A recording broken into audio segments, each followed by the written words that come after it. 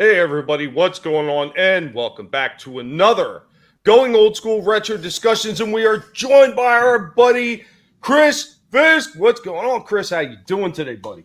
Hey man, how's it going? No, it's going well. The guinea pigs have been fed. There is no squeaking on the horizon right now, so it looks good. And of course, we're joined by always as our good buddy from the UK, Jens. What's going on, Jens? Yeah, it's all right. Yeah, pretty good apart from some things, but what let us spoil you. Yeah, there's no need to talk about the bad things right now. We're going to talk about some good things that make us happy. We got Captain Trek. What's going on, Captain Trek? And Chris is here and in the chat. He's pulling double duty. What's going on? Shadowhawk Backs. What's up, buddy? Always good to see you too. Small Time Republic. Hey, what's going on? Welcome, my friend. Parrothead. Beware candles from Tommy. Absolutely. You need to watch out for that. If you don't believe me, ask Stephen Walton. Better yet, you can check my channel. We did a lighting just the other night. DLM29, good to see you too, my friend. Always welcome. Anyway, guys, it's like one of those things that we talk about every week. We get on here and we talk about the things from the past that we love so much, the things that bring us fond memories. Like, and I talk about this quite often. Like, you talk about old movies that actually bring out the nostalgic trip in you. Movies like Christmas Story, which a lot of people probably wound up watching over Christmas because it's, I remember it used to be played on all the freaking broadcast stations at the time. And then, of course, a lot of the cable companies picked it up and they started playing it as well. But everything nostalgic about that movie is what we appreciate about that movie. And you didn't even have to be born in that time to understand that some things were just simpler and they were more easily understood when you told them in a format of the nostalgic era, like things that you remember from your past. And you didn't have to relate with the toys that he was getting in that movie to have that same feeling when you watched the movie, because it brought back a memory from your childhood. Yeah. Devil Flare, what's going on? Welcome. But I mean, there's so many things that you could look in the past and say, hey, I remember that. That brings back memories. And that's one of the reasons why I started this show. I wanted to bring back those fond memories of those things that we love from the past. And one of the things I find very important, extremely important, is physical media. Physical media, I think, in this day and age is almost becoming a must because of the way some of these streaming services are actually taking these old movies and these old cartoons and they're editing them. And they're taking things out that are very benign in nature, but somebody's offended by it. Yeah. And it's a shame. I put together a small clip to hopefully get some people in the feels with some of the older movies I got on there. Now, there is a bit of a mix of some newer stuff with the older stuff because, unfortunately, the place where I got all my DVDs is a hot mess. So here we go.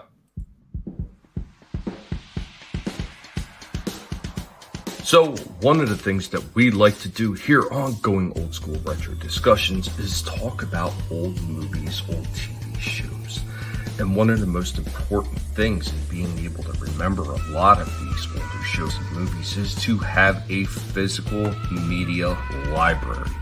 Because you never know when your favorite streaming service is just going to take one of your old shows and just rip things out of it, destroy it because, well, it offended somebody.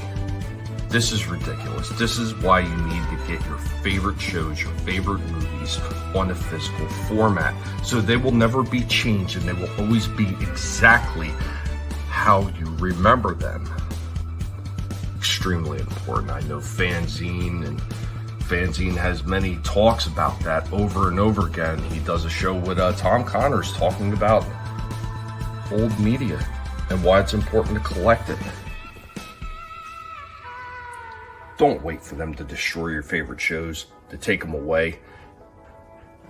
So you never get to see all those wonderful old movies from the past and see them the way that you remember them. And I think one of the things, too, is not only the way you remember them, but the way they're meant to be viewed. Yeah. And sometimes it's even when the ones that they're not meant to be viewed like that, but they're good to keep it just to remind you of what happened because, Yeah, there's a Bond film that like they rechanged it, but yeah, it's good to have the physical copy, the original. Absolutely. Chris has got something. What do you got, Chris? You're muted.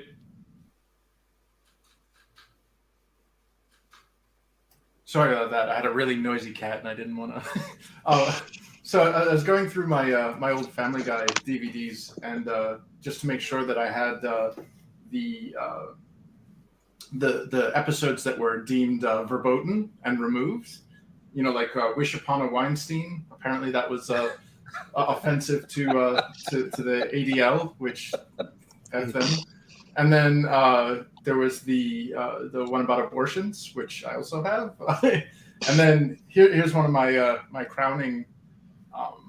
All the family. Oh no, that is definitely on the naughty list. Yep. Yeah, I also I wanted to get the Jeffersons. You know, the spinoff of All in the Family. Yes, Because you know these are like the revisionism that goes on with the streaming stuff. Like hell, I saw Splash on Disney Plus, and I was like, we just missed her butt crack. Like they like Photoshop or After Effects in her butt cheeks, and I was like that doesn't look right. well, you know, Netflix did that at one point with Back to the Future. There was that small scene where they had Ooh La La because he had the sports almanac wrapped in the Ooh La La cover. And they actually edited that because they said it was offensive. And what was really offensive about it? She was in lingerie. How is that offensive? Well, remember E.T.? They pulled out all the guns and put in walkie-talkies, and it made no sense. Yeah. Well, was he aiming walkie-talkies at him? Yeah. This kid's like, oh no! He's like, oh no! And what's going on, Captain Trek? Welcome. Well, thank you. No, you're talking about the importance of physical media, and quite honestly, you're right with all the changes to the streaming services, with you pulling content just out of thin air. You never know when you're going to be able to watch it. You know, you've got to have the physical copies if you want to absolutely guarantee you have the movie you want. And I'll say this, okay? Yes, there are things that they, you know, like Disney and others have done, which they'll put on a warning for, you know, whatever, the snowflakes that want, you know, who may be offended. But at least those are not being edited yet. Oh yeah. Yet. Yeah, and that is the key word, isn't it? Yeah, Devil Flyer. I collect the real thing. Then I always have it. Absolutely. The lovely Sherry, welcome. It's good to see you. Gap Stargate, what is going on? Keck44, what's up, bud? Good to see you. I'm not creative 22. Always a pleasure to have you in my chat, my friend. Channel 66, welcome, buddy. It's good to see you. Yeah. Daryl Hannah is gorgeous in Splash. Yeah, unfortunately, they wanted to try to cover her up too. It's crazy. Yeah, I definitely love physical media. They can't change it after it's on. Yeah, after you get it, they can't take that away from you. I'm sure they would like to try to figure out a way, but they cannot. Well, they'll probably be sending goon squads around soon to check all your DVDs. Yeah, exactly. I was saying though, with that Bond film, like they did a Star Wars where the shot they had, it was a fight scene. It was one of the Roger Moore films, and in this fight scene, it's like dressing table with a mirror on it gets knocked, and it's not supposed to get knocked and that, but because it got knocked, the mirror sort of changes its angle to show the cameramen sort of filming the.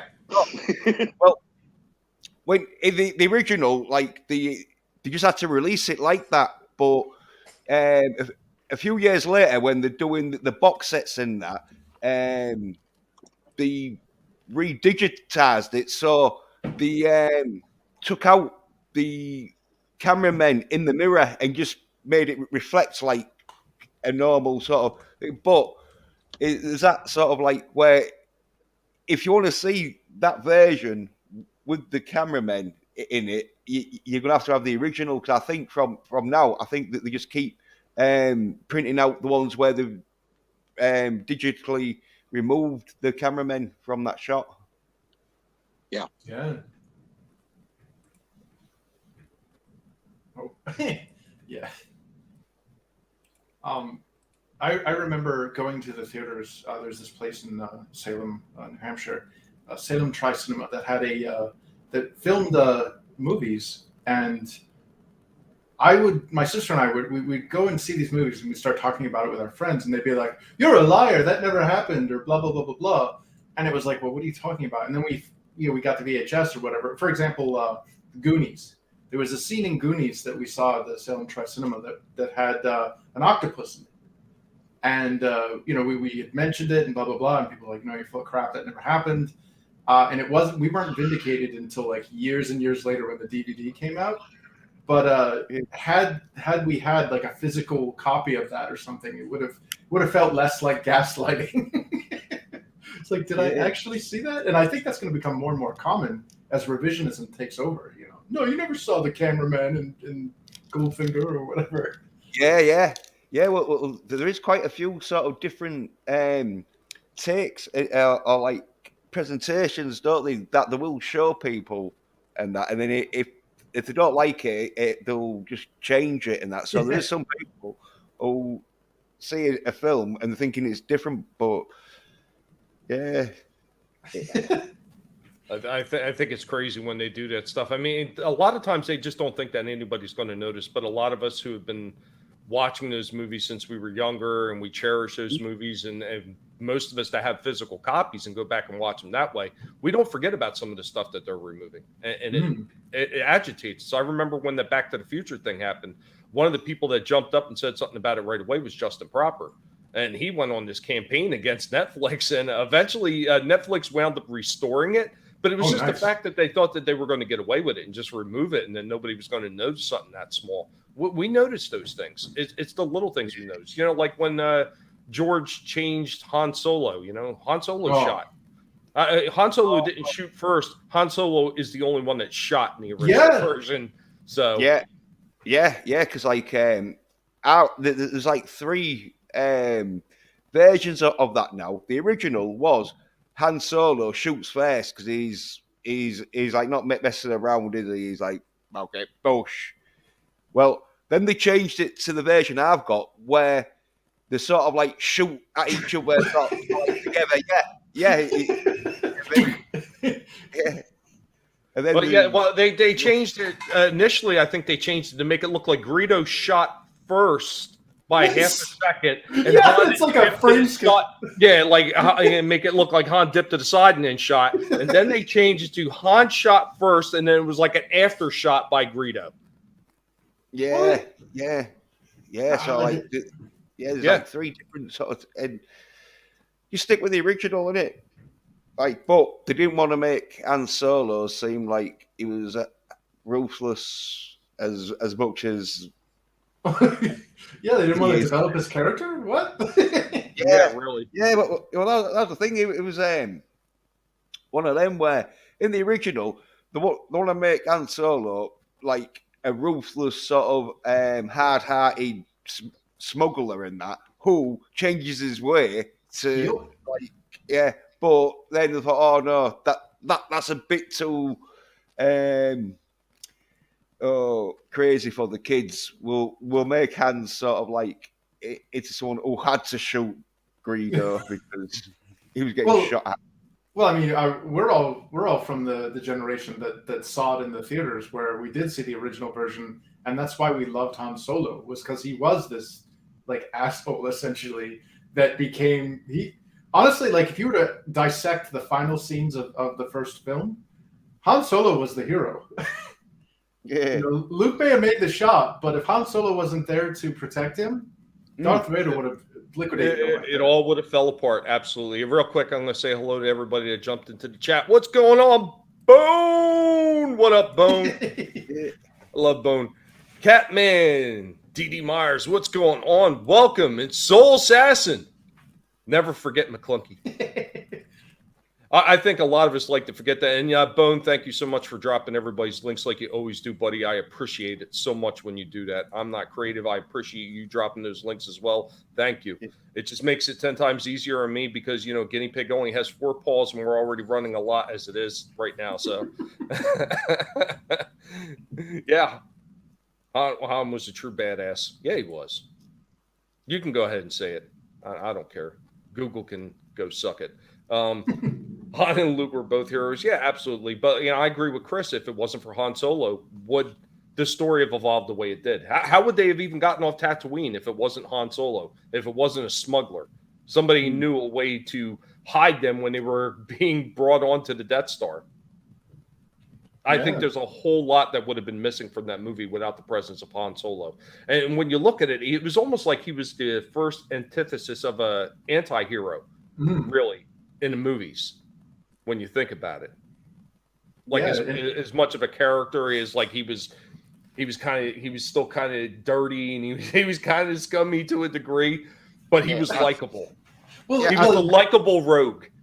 He was described as scum and villainy. You know, like we didn't know who Han Solo was when we first saw this film, so we didn't know if this guy was going to screw over Obi-Wan and Luke, and to have that part with where he basically kills Greedo. You know, of course you do. You know, his pulse didn't even go up while he ended this thing's life, you know? Like, that's what made Han so badass, was that he went from this, we don't know if we can trust him, to this guy would just help Luke Skywalker destroy the Death Star. And I think that opening part where he kills Greedo in cold blood is integral to his development. I don't know. I'm a nerd. No, I completely agree. Yeah, it was sort of like Han Solo's sort of like part, and it was sort of like with Obi-Wan and Luke, them three, with a bit of help from Princess Leia and the droids and Wookiee sort of thing. Like, was like kicking ass because he saves him in Empire Strikes Back, doesn't he? Saves him from freezing to death, Luke, and so it was like.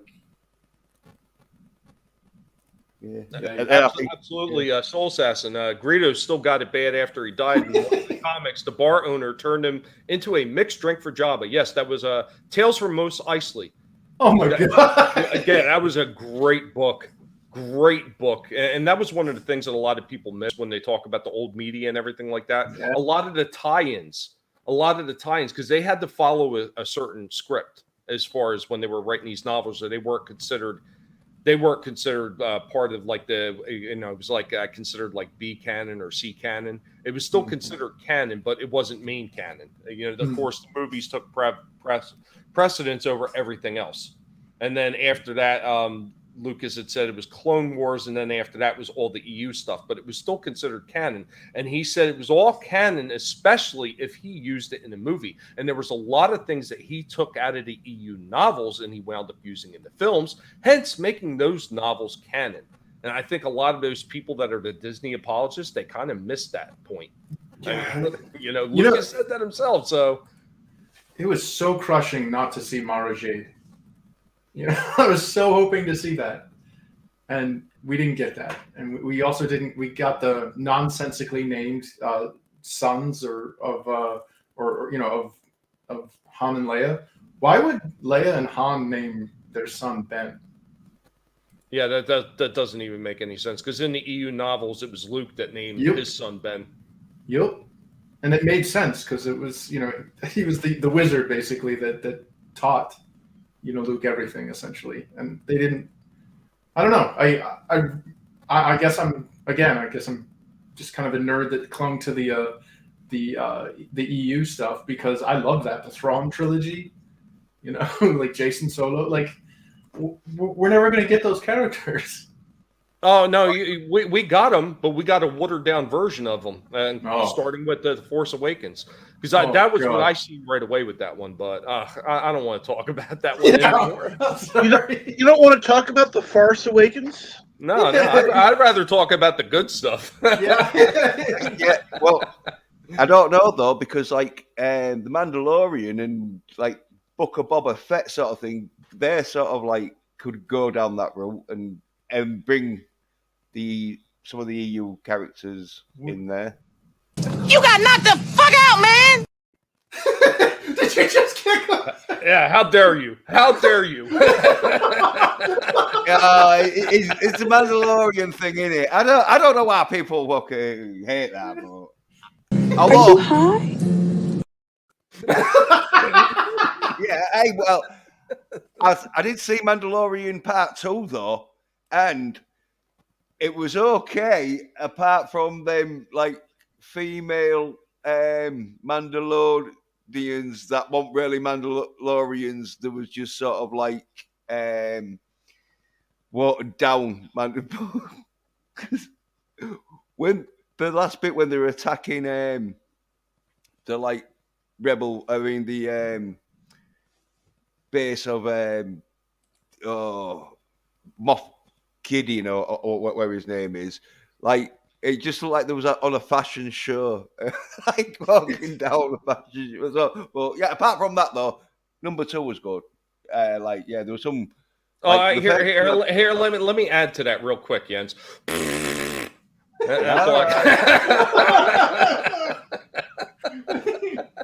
Gab Stargate. I bought all 6 of the Thrawn series and reading them now, the novels. Oh yeah.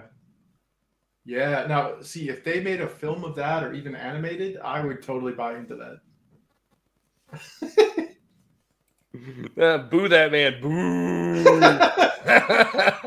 Fart awakens.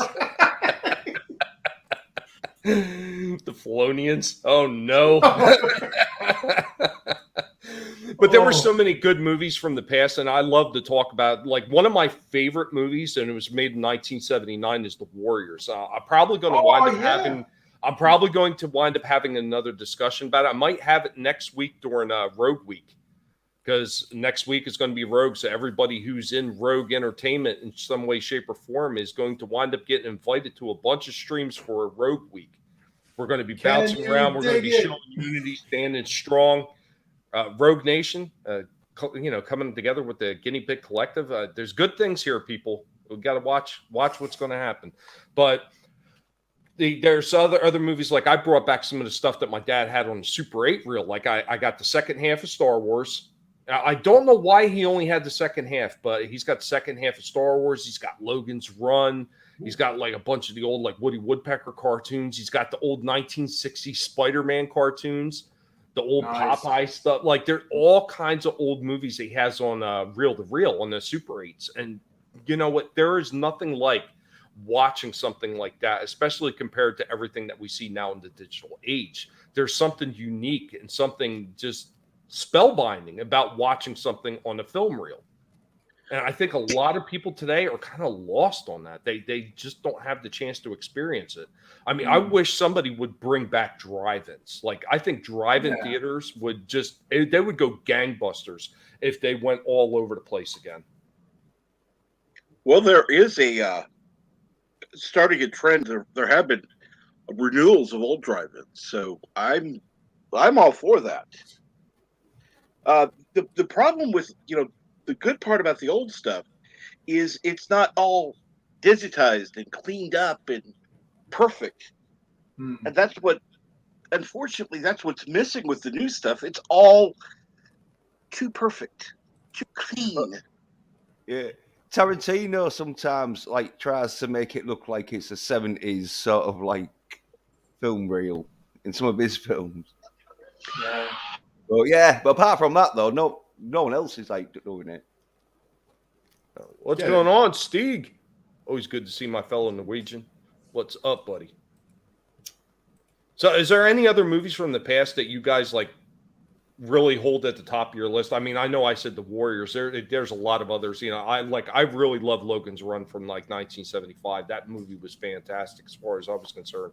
Never needs to be remade, and it really didn't even need a TV series that was so short-lived that most people forgot about it because it was a blip on the radar. But is there anything? We'll start with you, Chris. Have you ever seen The Wanderers? Yes. I'm the kind of guy. Yeah, I like when you mentioned the Warriors. Like, I instantly went to the Wanderers because I usually watch the two of them side by side. Where the Warriors is like the action version, and the Wanderers is kind of like the I don't even know how to describe it. It's like a little vignette into Italian American lifestyle in the 1950s, and A time capsule type of movie. the Ducky Boys thing. That was the first time I was like freaked out in a movie. I was like, "Whoa, those guys are eerie." Now, maybe you think this is weird. You know what I always pair up if I watch the Warriors? A lot of times I'll watch it right after is Streets of Fire. Wow, yeah, I could see that.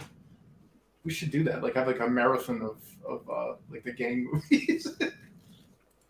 That'd be awesome. That's something they could probably get away with a little bit easier, like showing clips of it over on Odyssey. Yeah. An all-female. No, we can't have that. I have to I burn think that he's theater down. Oh, I man. think. If they'd done that 20 years ago, it would have been awesome. Today, no. Yeah. Well, I mean, I don't even think they needed to because they already had an all-female gang in that movie. I mean, it's not like there wasn't a representation. You know, there was plenty of people of different colors and creeds and sexes and everything in there. So please, miss me with that nonsense. No, but we need female lead representation in these films, which would make an all-female warrior. But if there was like fighting all other female like gangs and that, and there was getting the tops ripped off, then it might be worth watching baking. Slow motion fight scenes. Yeah.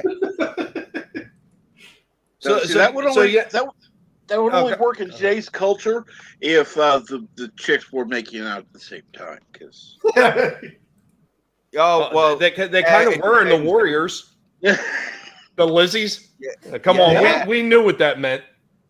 Yeah. They were of the carpet cuisine connoisseurs. Yeah, It's a very good possibility. If Disney made it, it'd be two like old 50-year-old lesbians with purple hair getting off of each other. Still, I am not complaining, you know. Jens, what would be the movie that you would put towards the top of your list from years gone by? Well, on a personal sort of thing, it'd be Running Well, I Man. hope so. I hope it's not impersonal because then it kind of ruins it. Go ahead. Yeah, but the Running Man though is not exactly what like they call like a great film. Cause I love it though, but it's cheesy as fuck. But the film though, I would put up there in case I'd buy a hard copy now in case it gets changed, which they're trying to do a female version of it. Is 1984. Oh yeah. How many fingers am I holding up, Winston? Yeah. There are 4 lights. Yeah. Yeah, that was John Hurt. That was what the War Doctor from Doctor Who. Yeah, and Richard Burton. Wow. Yeah. And like there's a woman in it who like gets a minge out, and like she's like proper quite old in it ish. Oh, she looks old, but later on she started doing soaps and that, and so it's real mad. You know, when you see a soap character who's playing this old woman and that, and then you see her in a film with a minge out. Dwarf and a leg up. Wait a minute. Correct that. No, call it meat curtains. No, she don't go proper spread legged. You just see a like bush drapery. You need to see drapery. A veritable forest. Luffy Scott, what's going on? Welcome, buddy. It isn't the Three Musketeers without Charlie Sheen. Period. Oh, and Rebecca De Monet. Wow. Daytona Falls, what's going on, buddy? Yeah, where's Snow Dub? Yeah, right. I wish Snow Dub would show up more on Brutal Morningwood. What's going on, buddy? Lizzo's getting her top ripped off slow mo. Oh no! Steve Kenobi says Jaws will always be my favorite. Such a good choice. I love that movie. I actually picked that one up in Steelbook. Nice. Yeah, Top Christmas movies are Gremlins, Die Hard 2, and Songs of the South. Didn't they take that one apart too, or they put at least a warning on it? No, you can't find. Like, I tried to find Song of the South mainly because I liked the Brer Rabbit cartoons, but the entire if you don't have it on VHS, you don't have it. Like, Disney just made that, they Stalined that film. It's gone. Yeah. I can see them get rid of Jaws and all because it's prejudiced against man-eating sharks. Hello, Tina. So, Captain Trek, we're moving on to you. Top of your list, older movie. Oh. I'm gonna have to say Terminator. The first one. Mm-hmm. Nice. There were only two, by the way, so if there's any doubt about that, yeah, there were two Terminator movies. Yeah, it was like a horror film. It wasn't really sci-fi so much as like an absolute horror film. Yeah. Well, here's a funny thing about that. Terminator kind of inspired the guy to make RoboCop. Really? Yeah. Originally, they were thinking about casting Arnold, but they said he would be so big and the outfit would be so large. Who on earth would be able to take him down? Yeah. True. He steps on the Ed 209. Come on, your move, creep. Get your vax. Oh, I'm sorry. I don't know where he came from. Your backs. Change Star Wars Hotel into a Song of the South Hotel. Oh no! Oh man! But there's so many of those older movies, and there's so few places that actually sell physical media anymore. And I think that's damn near a crime, really, because I remember you used to be able to go into Best Buy, and they would have freaking rows upon rows of freaking movies and everything, and that's all gone now. There's so few places. The only place that I found left, and apparently they're not everywhere, because I was talking to Vinny about it, and he doesn't have one close to him, was FYE. Oh, FYE has rows and rows, like the old days of movies and music and everything. Yeah. Like a lot of the stuff that I've recently added to my collection was stuff that I picked up when I was up north. I was going to FYEs constantly just looking for older movies, and they had them in spades. It was great. Nice. I think that's where I found Ninja Scroll for the first time on VHS. Was at an FYE. 1996. Yeah, there's like a few places that do like secondhand, DVDs and Blu-rays, CDs, like records. But yeah, there is a few sort of like DVDs that like you can't really get apart from secondhand market and that. Oh yeah, I have a hard time finding a few of them. Like they got lost years ago. They got stolen. But I had the original Lord of the Rings cartoon trilogy. Oh, Bakshi, and then I had the Hobbit. Nice. Yeah, it was the Hobbit, the Lord of the Rings, the Bakshi one, and then the Return of the King, which were right. Yeah, because they did the first two parts of the Lord of the Rings in that Disney type style with Bocce. And then the last part, which was Return of the King, they went back to Rankin Bass or Rankin Bass. Mm-hmm. What's going on, Gaze?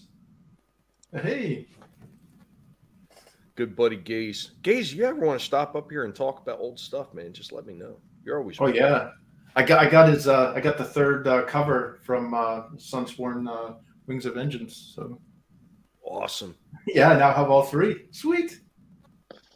I had to get another copy of that to give my brother. I was going to get a copy of Infinitales for him too, but he's not heavily into like the fantasy adventure stuff quite as much. So Yeah, it's not everybody's cup of tea. no, I like that stuff because I grew up with Dungeons and Dragons, and when World of Warcraft first came out, I had some guys that I was working with that got me into it, and so I used to like Warhammer back in the day. So that's right up my alley. I like that stuff. I got such a wide range of freaking like tastes as far as like things are concerned, but. Great book. If you guys haven't, make sure to check out Infinitale Chronicles. Make sure to put your link for that in the chat, Chris. Oh, right. Thanks. I sure do. You shouldn't have to wait for me to ask. That's why you got handed a wrench. Oh, sweet. Self-promotion, buddy. Self-promotion. We are all about that here at the Guinea Pig Collective. All right. But yeah, I would definitely suggest everybody pick up physical media. Don't wait for them to destroy what you love. The things that you want to see, the way you want to see it, the way you remember, because it's just trash when they do that stuff, and it drives me absolute nuts. So yeah, because I just remember the film that got edited and that, and unless you've got the original copy on VHS. Videotape, I don't think you're going to see the ghost in 3 Men and a Baby because they re-edited it out. I saw one copy where the proper just made it mashed up into like some crazy scene. Thanks. Yeah, what was it? It was a cardboard stand-up of Ted Danson or something. That's what they say. But I saw the original, and the original was a like boy that was like what do you call it, translucent, and so there was no way that was a cardboard cutout. If it had been a cardboard cutout, it definitely wouldn't have Ted Danson, but if it had been a cardboard cutout, they'd have to done a cardboard cutout that like the wet because you could see sort of partly through it.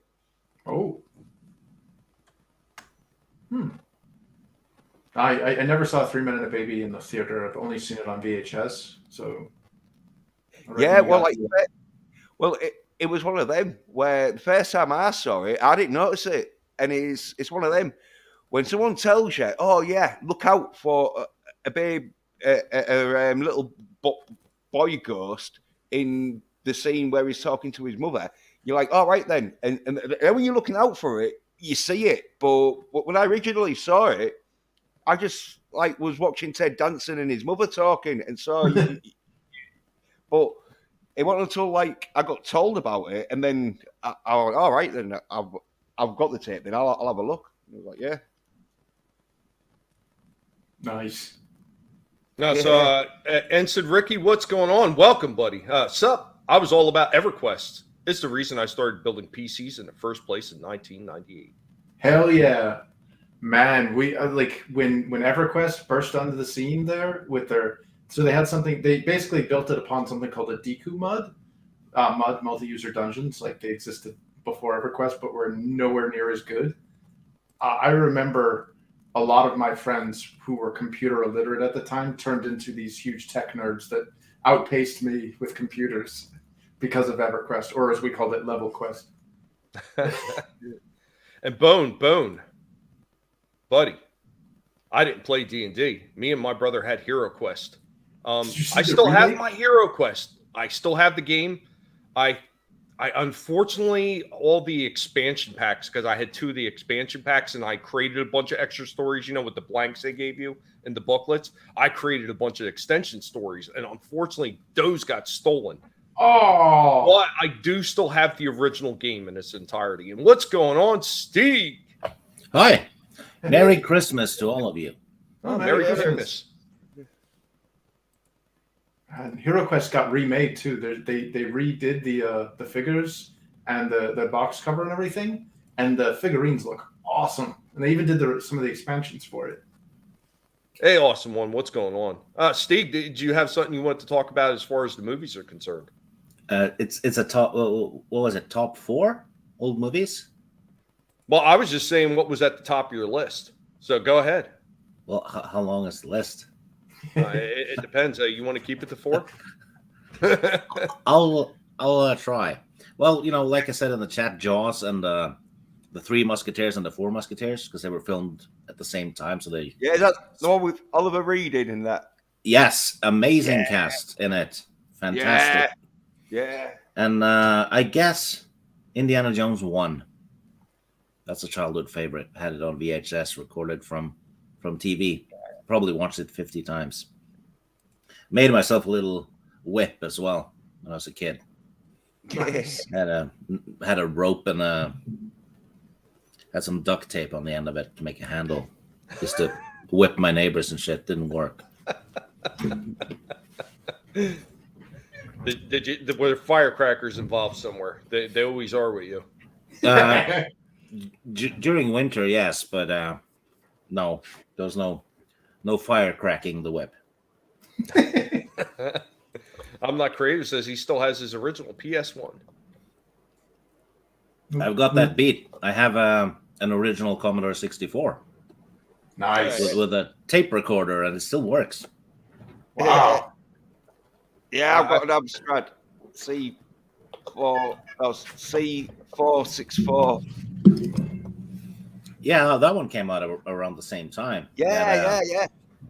Yeah, the C64, the Amstrad, and the Spectrum. Yeah. Oh, the Specky. And then, there was a Vic 20 and all that, but that one, all that popular, that was one that. And then they had your Acorns, didn't you? But the Commodore 64 is the longest selling unaltered computer. It was sold that was a beast. It was sold for over 10 years straight. Yeah, my mate had a Commodore 64. Was it the Amiga after that, or was there a Commodore 128 in between them? Or? They had a Commodore 128, but they also had an Amiga 500 at the same time. Yeah. And then you had the Amiga 500 and 1 meg upgrade that you could get to make it a 1 meg. So yeah, you need to play Supercars 2 and Championship Manager. Yeah, well, Kickoff 2 was one of my favorites. Yeah, that one. You know what? A friend of mine used to write down his biggest wins on Kickoff 2. He had a notebook, and I hadn't played it before, and he didn't tell me exactly what to do, so he beat me 15-0. Oh, he wrote it down in the damn book, and I was trying to find that book for years to destroy it.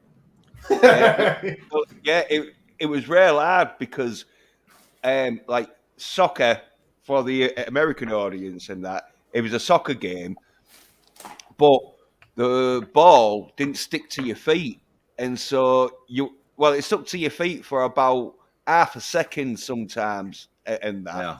But it just bobbled off in front of you, and so you had to make sure you got yourself in a position where when it sort of got back onto the ball that you could kick it in the direction which you only had your 8 direction sort of thing, so you had to scale it and that little flickering pixel. Yeah, you basically had to bump the ball along the way. Yeah, because to do a power kick, you had to push it. It was like doing a Street Fighter move where it was back and forward and you have to do it quite quick in that. But the Amiga 500, it was going up against the Atari ST, and at the time, the Amiga 500 was the better version of it, and so anyone with an Atari ST, they'd get the mic took out of them because on their version they didn't have a goal net; it was just a goal post with no net. They're doing an Amiga 500 Mini. Oh, nice! Yeah, I think Kickoff 2 is on it. Yeah. Yeah, I'll sign up for that. Yeah, I'll tell you something though. The Amiga 500 and all, it did some not spot on conversions of arcade games, but pretty close. there was some pretty close attempts. Yeah, the Amiga 500 was a few years ahead of the PC in terms of sound and graphics, actually. Yeah, well, For a while. Yeah. Oh yeah. Well, like, the Atari ST was better for like sort of recording sort of stuff, but the Amiga I think was better for games in that.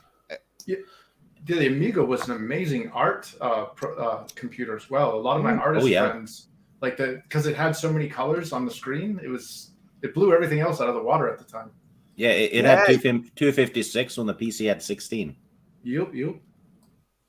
Yeah, Bone says his first system was an Atari 2600, and Ensign Ricky says, I had an Intellivision and a ColecoVision. Now, I forget which one that I brought back from my father's house. I can't remember if it was ColecoVision. I think it was. But there was a whole bunch of Atari stuff in there, too, and there might have been an old Atari 2600 system in there as well. Nice. One of the other things I brought back, of course, with all the games, one of the games I didn't expect to find in there was a boxed version of E.T.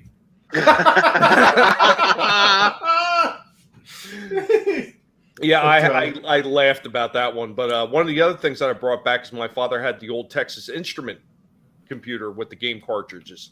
Oh. So I have that complete with the original box and everything. Like, I can't believe that the old man kept all that stuff. One thing that he did have, and I was so sad that it was actually broken to the point, I was like, there's no way I'm going to be able to fix this. He had one of the old Pong games. Oh, nice, with the little paddles, with the little paddles and the UHF connection that they used to have back then. Oh, Mortal Coil, what's going on, buddy? Welcome.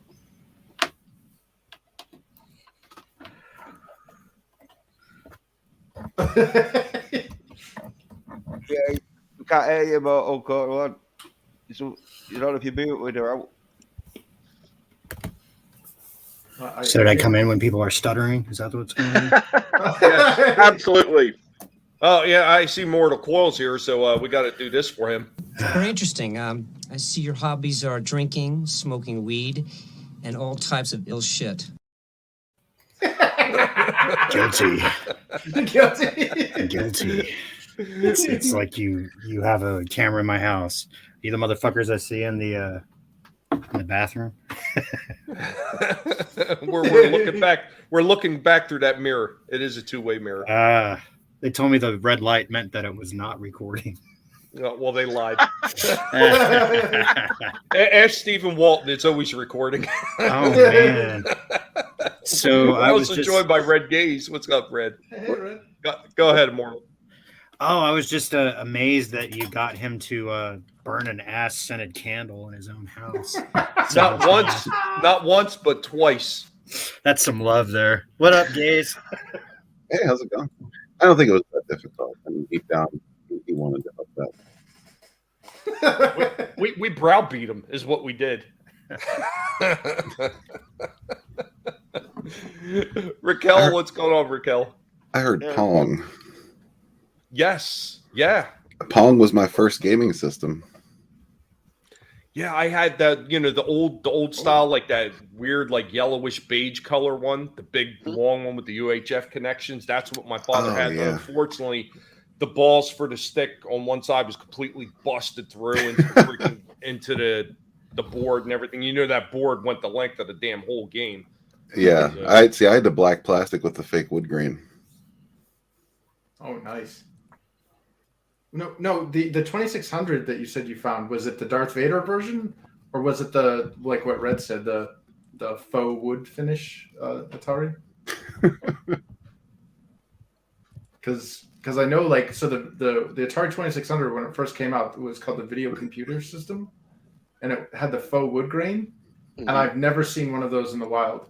I've always only seen the Darth Vader one, the black one with the little rainbow spectrum on the chrome.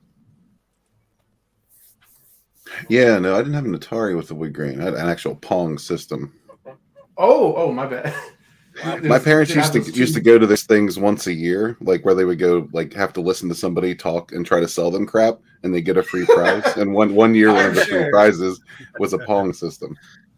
Hell No, yeah. I know technically we already moved off the topic because since you gentlemen had joined us, your top movie or top movies up to 4 that from ages past, Immortal Of all time. or Red. If you want to start, go ahead. Well, Yeah. that's tough. I don't know. My all-time favorite would probably be Empire Strikes Back because that's just who I am. Nice. The 3 under that, I'm going to have to think about because that's a tough decision.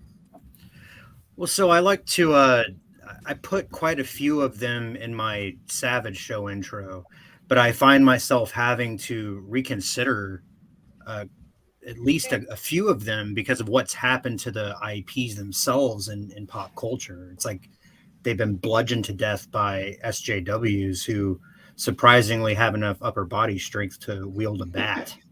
But yeah, it's like but part of it is the IP's willingness to just roll over and show their belly and fucking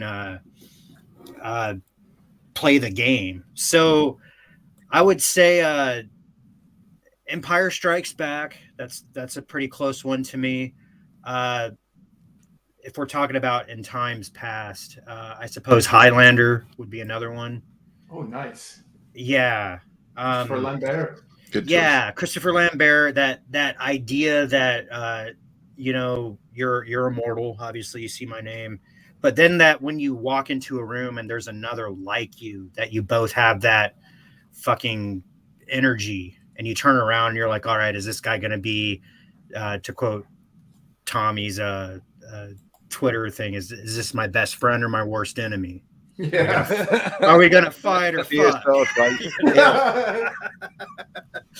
Yeah. So those right off the bat. There's some more recent stuff. I really liked the first Matrix, but I don't like what the fuck's going on with this new one. I have a new video coming out in the next day or two about it, so I will hold my peace and clench my butthole real tight. That's good. I saw a funny tweet today saying that the Matrix is proof that men are better at making movies than women. Oh, there might be something to that. Was that you, Jens? No, that was Stig. I'll take a credit for that. Michael T, High Desert Comics. What's going on? Welcome. One stick, one button, wood grain finish, a man's console. Heck yes. Back in my day, we had a stick and a button, and we liked it. I don't know though, because like, did your mama ever sort of like polish the wooden bit on the Atari with some polish sheen and all that? Like, I want to see the Clint Eastwood Gran Torino with like a Nintendo NES paddle, just trying to be like, making that fucking face. Some Xbox 25 guy. Oh, I love that film. I wonder if we should get a physical copy of that, because that movie portrays racial insensitivity, and they will cleanse it like the Ministry of Truth have cleansed everything else. Right. Gran Torino Part 2 will have Latinos and Koreans like sitting Clint Eastwood down and explaining white privilege to him. They'll just be trashing him like afterwards, so like they're all spitting on his grave. Gran Torino 2 will probably be Honda. Right? Honda racers. Explaining Latin X to him. Fucking Vin Diesel will pop out of nowhere. Yeah. Yeah. Family. Nice. Shadowhawk backs. I've got the wood grain console and it still works. Hell yeah. Bone says, back in the day, you only needed one button. Yep. That's what she said. Just gotta find it. That's right. Well, so I was thinking about one this. Stick, one button. I was thinking about this in the car, man, and physical media. I've encountered that several times where music artists will go and remaster or change everything, or like a really good example, Ozzy Osbourne, his first 2 albums, his bass player and his drummer did not get the due credit that they deserved. And in later years, they tried to re-record it and get rid of those guys altogether. Oh, damn. Yeah. So Blizzard of Oz and Diary of a Madman, 2 of the best fucking early hard rock metal albums of all time. And this guy just didn't want to play nice. So he's, trying to change things up and hope we won't notice and hope our ears won't discern.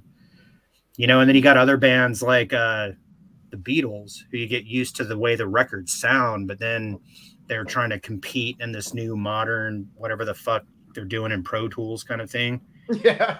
Yeah. And so you're hearing shit that's like the song you've always known, but it's just like weird. There's like extra layers or levels to it, and you're like, that's not how it sounds. What's going on there? Well, sometimes they like remaster it and that, and so they claim like, oh yeah, you would have been able to hear that if the taping would have been good, but you're getting used to like the sound, a bit like with Star Wars when they're putting like loads of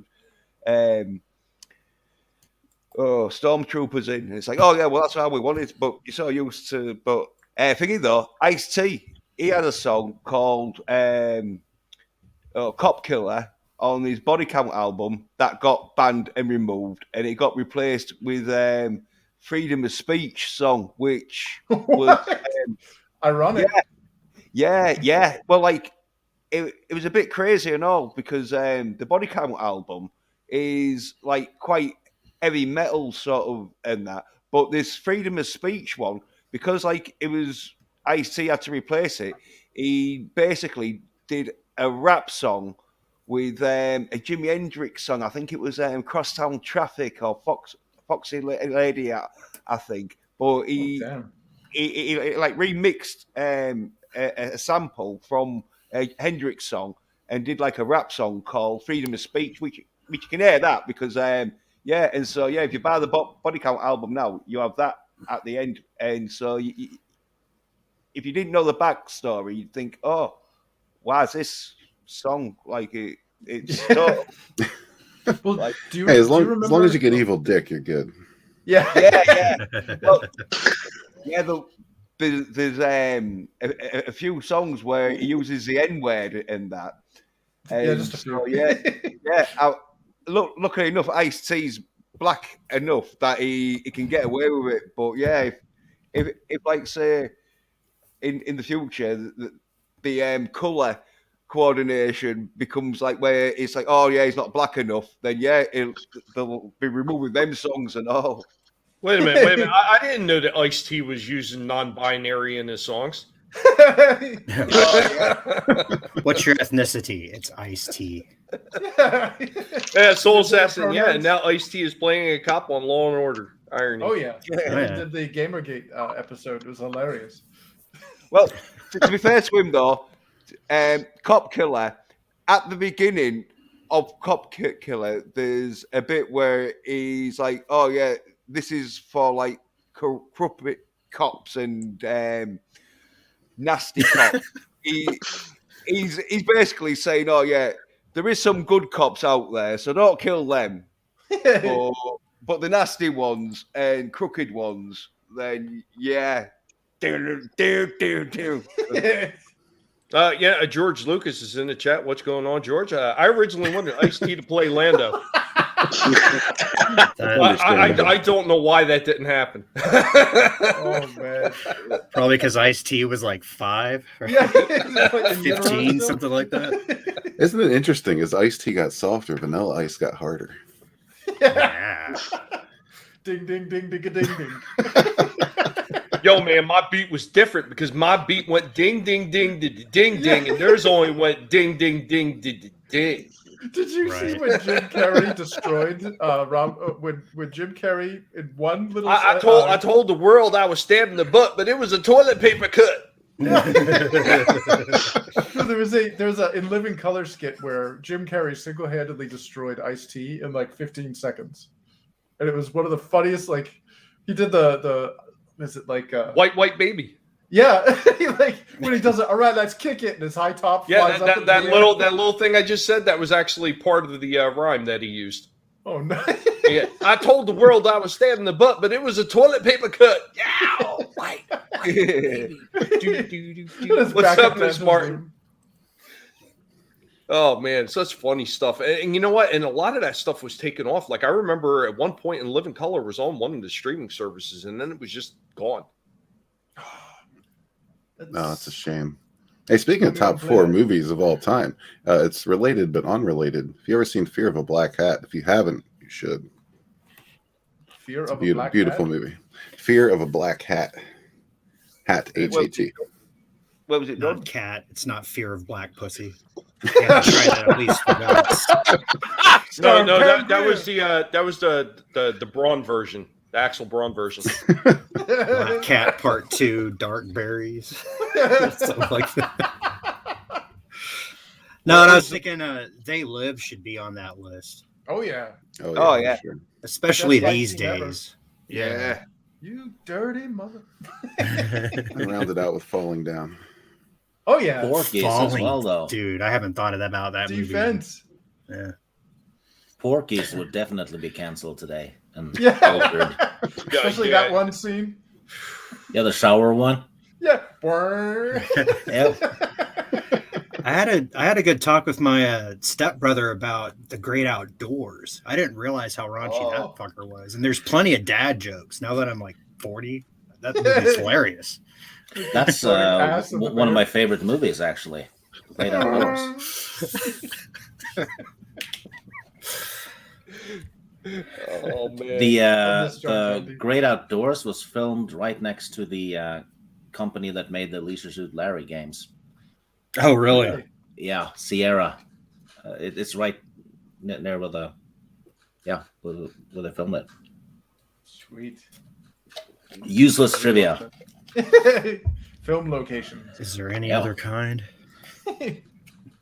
You know what? What was useless trivia at one time has now become something unique to people who know that stuff.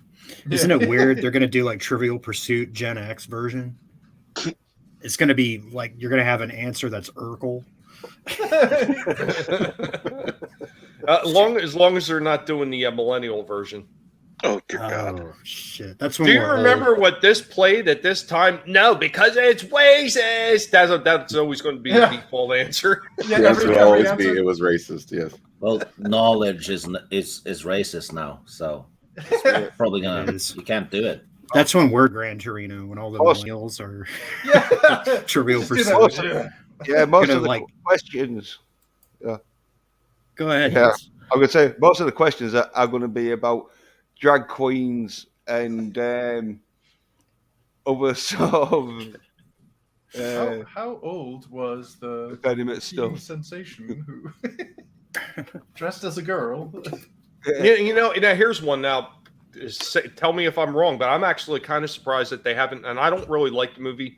My wife likes it. My daughter likes it. But the Rocky Horror Picture Show, I am shocked that they have not gone after that movie yet. Oh, that's just well, that promotes everything that they want. Yeah, but it's done in a way that I'm sure that they don't agree with. Oh, that's true. The soundtrack is too sort of like upbeat for them.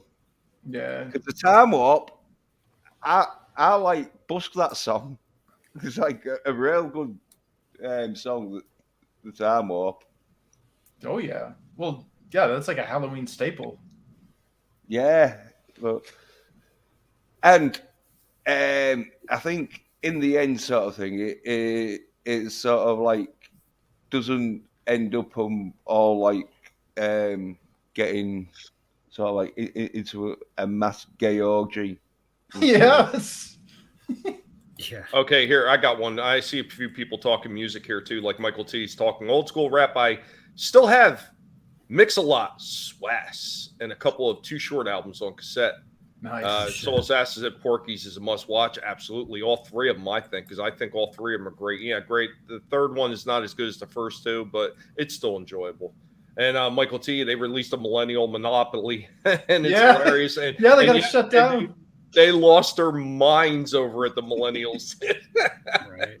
You can't cancel Tim Curry. The man is American treasure. Absolutely. Yeah. Absolutely. Here's a band that we need. Yeah, here's a band that we need in today's culture with the way that these people easily offended. We need to dig up the lead singer and bring him back to life Frankenstein style and bring back Gwar. Gwar, yeah. There is a band that will defend the holy dog shit out of everybody. Take it a step further, Gigi Allen. Oh. Yeah. Oh my God. They should reanimate again- Zappa. Then again, Hollywood would like some of his messages. Yeah. Richard And Pryor would get in trouble today. Oh yeah, geez. he'd have Yeah, been he would. canceled. Look Yeah, what they he did would. to Chappelle. You know what, though, to Chappelle's credit, as much as they've gone after him, he has not bent the knee. Nope. I wish Patrice O'Neill was still alive. He would be fucking Yeah. fire these days. Oh, I've watched some YouTube clips of him, man. That guy's a legend. Oh yeah, he has this show he used to do called the Black Phillip Show, and it's like there's only like 12 episodes, and it's the perfect thing if you got a road trip or something. But he is just on fucking point about everything. Yeah, Johnny Rotten from the Sex Pistols. Johnny Larden, his proper name is. But yeah, he's been saying some crazy shit. Oh But yeah, and isn't it funny? He's now He was called- he's like conservative. Oh yeah, well, he was like calling out like all this sort of like paedophile sort of like accusations years ago, like back in like the 80s, 90s. Bosom buddies. Tootsie. Yeah. Yeah, absolutely. Yeah, Gwar is good. I forget how long ago the lead singer died, because I remember the last thing that he did is he did a few songs for World of Warcraft, actually, for the game. Really? They had they had an in-game band that was called Levels. Well, when it first came out, it was Level 60 Tauren Elite.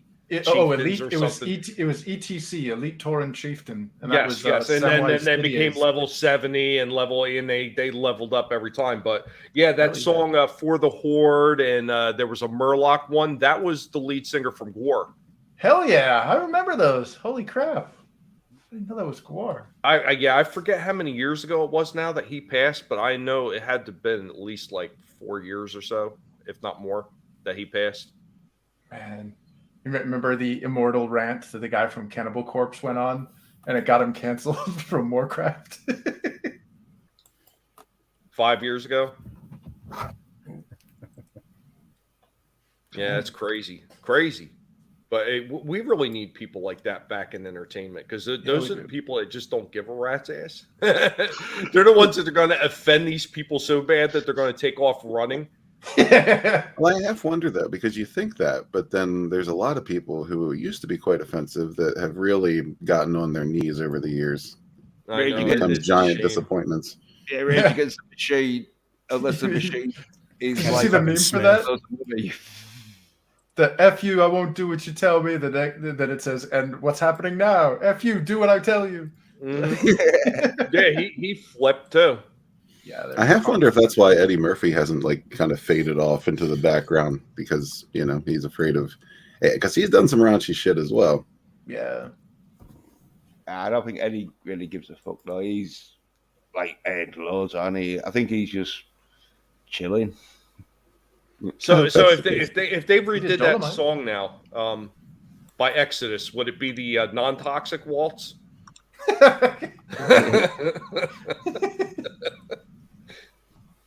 Oh man. Yeah, well, I guess this leads back to the original, idea that how important physical media is, because we are seeing a revisionism. Like, what's happening now? It's all over the place, and if you don't have, your copy of, like, say, All in the Family, Archie Bunker is going to say something that some tulip's going to get really. I'm sorry, some snowflake or whatever is going to get offended by. I like Tulip. Stick with that. and the next thing you know, it's we got to get that off the air. We got to cancel this, and it's like you're eliminating history. You're erasing it. Damn snowflake. Snowflakes melt when it's hot, kid. Yeah. Right. Man. Well, do you guys got your THX updated VHS copy of the Star Wars trilogy? The unfucked with Star Wars Oh, the trilogy? D-makes? Oh yeah. Yeah. Yeah, Yeah, well, thingy Go one. ahead, Jens. Yeah, I was gonna say I've got the figure one where they remastered it a bit, where like it has the bit of Han Solo walking over Jabba the Hutt's tail, and that. Yeah, Well, yeah. you know, I know a lot of people do have problems with that, and for what it is kind of silly. But you got to remember when George Lucas went into the original filming, he did have a scene set up for Jabba the Hutt. Now he had some big burly guy in like a Just like black John fur, like a black fur jacket or something like that. And, you know, yeah, oh, Han, where are you, my boy? Like he already did have that set up. He had it set up, but he couldn't visualize what Jabba actually was supposed to look like, and that's why he cut it from the original film. You remember in '95? I get why he put it in there. I just wish he would have did it a little better than what we got. It's because the actor had to eat a lot for the next 6 years to fatten himself up to play Jabba properly. They tried casting Pablo Hidalgo, but he couldn't lose enough weight to play Jabba. George is paying attention. Lucas is in the chat. Yeah, we got his attention. And that was before Lizzo, so. Gap Stargate, Sanford and Son. Yeah, there's another good one. Luffy is God. Eddie Murphy is so funny. We forgave him for being caught with a male trans prostitute. Soul Assassin been thinking of collecting vinyl records. Just got to find a good record player. Well, you know what? There's actually a lot of stores now that are starting to carry those things again. If you go to Target, they have all kinds of exclusive vinyl records. Like I was actually sitting there almost drooling looking at some of the colored vinyl ones that they have as Target exclusives. Because some of those things are pretty badass looking. Oh, yeah. Like video game soundtracks. Yeah, and on a record player, the most important part is the needle. Make sure how good the needle is on the record player. Well, of course it's the needle. The needle's always got to be sharp. Nobody expects the Fauci. Where's Vinny? Where's Vinny when you need him? I'm just saying. I'm just saying that some people who don't know about record players, they might not know how important the needle is on a record player. They might just think, oh, that's just something that you can like put any old needle in. Yeah, cheap out on it. Get like a great turntable with like a 50-cent needle. Yeah. My Dark Side of the Moon sounds better than your Dark Side of the Moon. What's going on, Ancient One? Here's what I used to do. This was back in the day when Radio Shack was everywhere. I would go to Radio Shack and I would just buy like their top of the line needles that they had for record players. Because you can get like, I think it was like up to 10 needles in a box. And it was like their pro elite needles. And even then they were like, maybe $15 at the time, which was still kind of pricey. But for all the needles you got, it didn't hurt that bad. So what was the last LP you guys bought if you were buying LPs back in the day? My last LP. How Will I Laugh Tomorrow? Suicidal Tendencies. Nice. Oh, mine was Thriller, Michael Jackson. There you go. I always have a habit of buying Led Zeppelin 2. Nice. Just for the art? You ever hang those on the wall? Right. So Led Zeppelin 2, and then when it turned to CD, before Jimmy Page went and remastered everything, I got Led Zeppelin 2 on CD. And then like all the vinyl shit went away, and now we're buying vinyls again. Cyclical. I think it's wonderful that it's come back in vogue again. And yeah, Soul Assassin, you are absolutely right. Don't forget to get your boosters. This man gets it.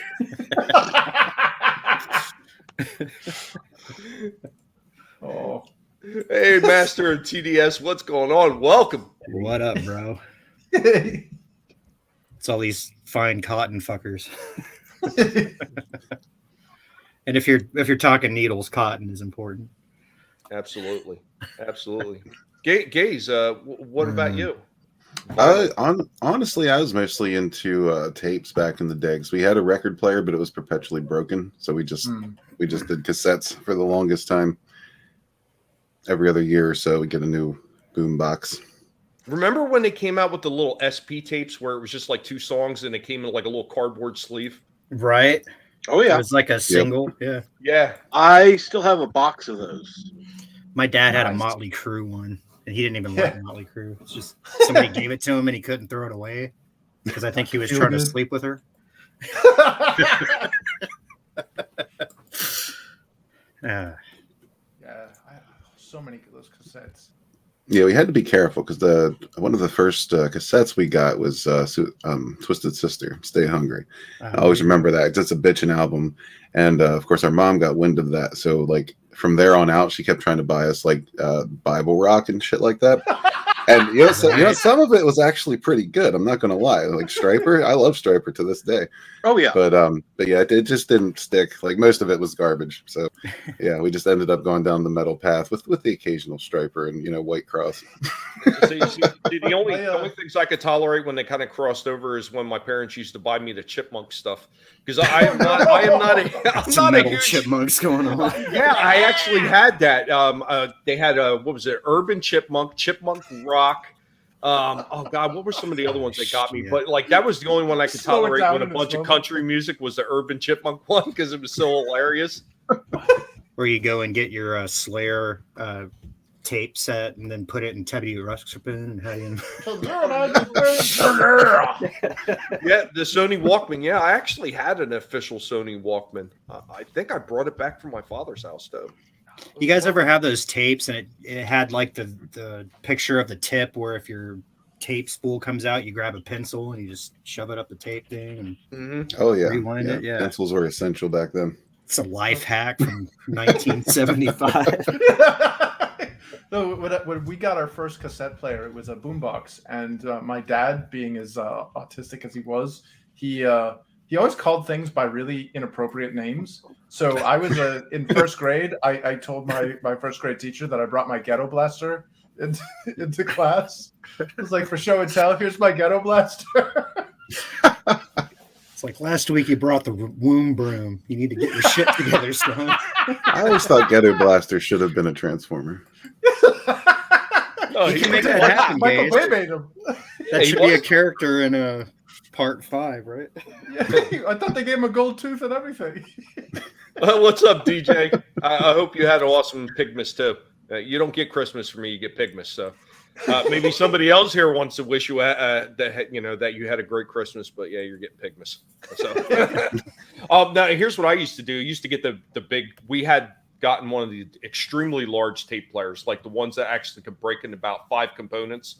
So there's a central component. It's got 2 tape decks and a radio, and mine actually had a strobe light or something on it too. And then it had one set of side speakers that clipped onto that, and then another set of bigger speakers that clipped onto that. And on the very end, there was 2 little small like tweeter speakers that sat on the end. This thing was probably about 4 feet long.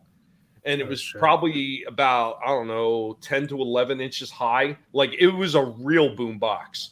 So what we would do is we would get Slayer, like something, really nice, like, South of Heaven or something like that. And we'd go out in front of the local church and we would sit there and play our music when they were getting out of mass or if they were having a wedding. Now you had the boring stuff, now come to the fun side. How many bands was your Equalizer on your boombox? Oh God, there had to have been like 16 at least. Right. it was ridiculous. The thing was so huge. Right. You can find one at Goodwill nowadays. Yeah, back in the day, those things would be a few $100s. Like, and I got mine, secondhand, and I think I paid like $250 for it back then. Oh yeah, a lot of my money. dad got one of the first 5 CD disc changers for like $1,200, and we weren't even allowed to look at it. Yeah, touch it and die. Keep your sticky fingers away from this thing. That's my shit, and the remote goes here. Yeah, you were gonna die if you ever lost Dad's remote. Yep, Soul Assassin, absolutely. Guinea pigs can be a little evil sometimes. We can't help it.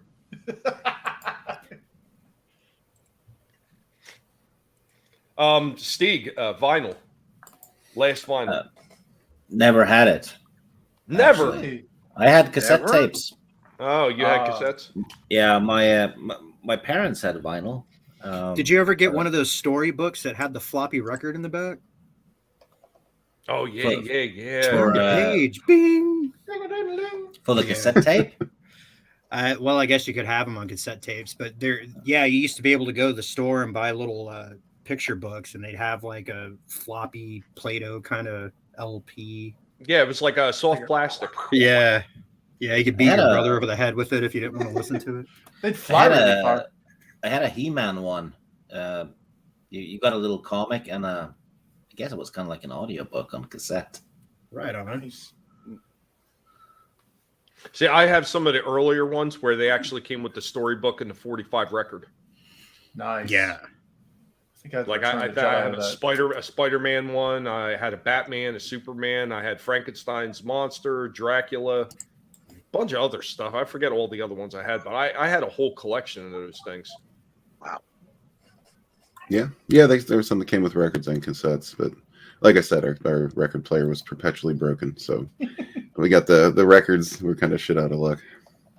Don't. Not always though, because when it worked, we would use it. Nice. Well, so you should release the Sunsworn saga on record like that. Just On vinyl. Yeah. Yeah. Purple, I mean, purple vinyl. all your friends could do the voices for the characters. You know? Hell I like the sound of that. Tommy's getting excited. I'm getting scared. yeah. Little Red Rocket's coming out. Oh, no. Christmas tree lights. Gens, how about you? Last vinyl. Well, the one I bought, probably Appetite for Destruction by Guns N' Roses.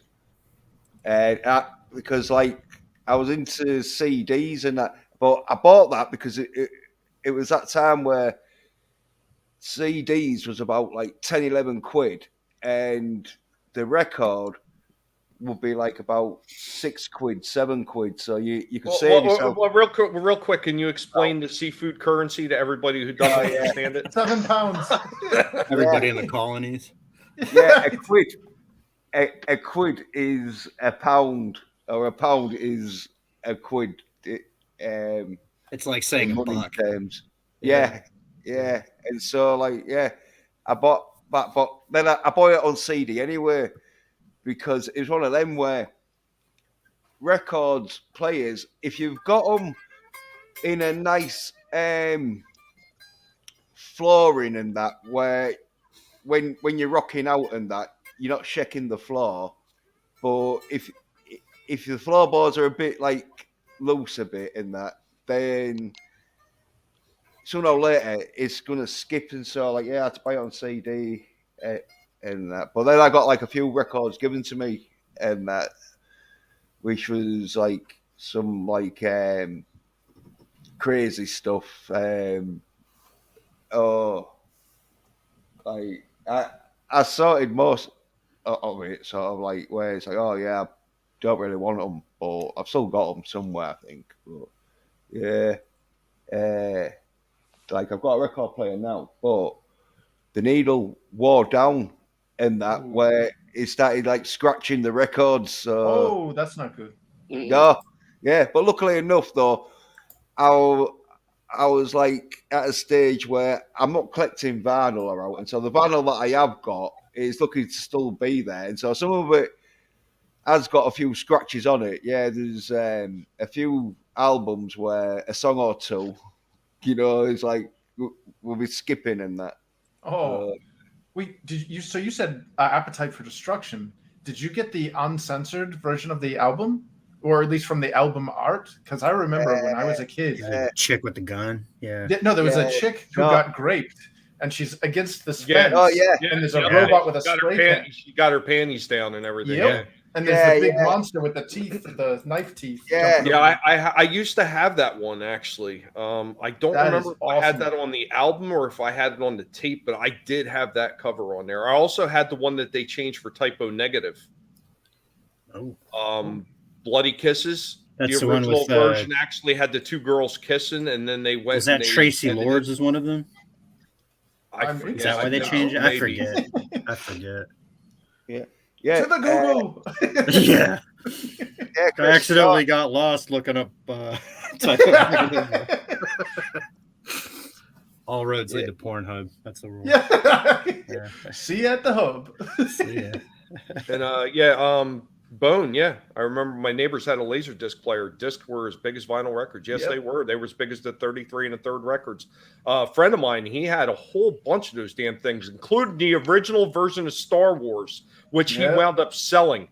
Oh, And now he's been beating himself over the head about why did I sell that? Why did I sell that? I called him a dumbass. You want to hear something even more dumbass? what's that? I had one. My parents had gotten the stuff. It was given to me, and so a friend of mine was kind of in trouble, and was getting back on his feet and kind of needed some entertainment. So I said, "Oh, here, I'll just give it to you." Oh, Yeah, you gave it away. yeah. Give it away now. I gave it Still away. talk to that and, friend. Yeah. And Baseball bat. I had several good movies, including T2. It was stupid of me. Yeah. T2 on Laserdisc. Well, I have a really vivid memory of being a kid and going to Sears, and they had a Laserdisc set up, but it was a video game of the weirdest version of Legend of Zelda I've ever seen. It's like the Philips CDI. Yeah. So I fucked around with it and tried to get it to do something, but it was like perpetually stuck in demo mode, so it wasn't doing anything neat. And I didn't have $900 to spend on the fucking things. Real quick, Chris, I want to ask you yours, but let me get this fake super chat from Ancient One real quick. Fake super chat at colossal size bag of premium lettuce and carrots for Tommy the guinea pig, his wife, and the guinea pig pup, so that they can week in complete happiness for the holidays. Week. Thanks, buddy. I appreciate that. And Michael T, last vinyl, still getting it. Most recent get, Queen, greatest hits. Awesome. Now, I'm Not Creative said the same thing. I'm still buying physical media. Got some CDs, DVDs, Blu-rays for Christmas. Absolutely awesome. That's what we need to do. Hell yeah. So it's the only way you're going to keep that stuff alive, really. There's another one from Bon Jovi, Slippery When Wet. God, I have this real hate boner for Bon Jovi. I can't even explain what it is. There's something about a lot of those. Do you feel guilty that some of his choruses are hooky and catchy? You know what? Like some of the early stuff was okay. I liked the one he did for Young Guns. Yeah.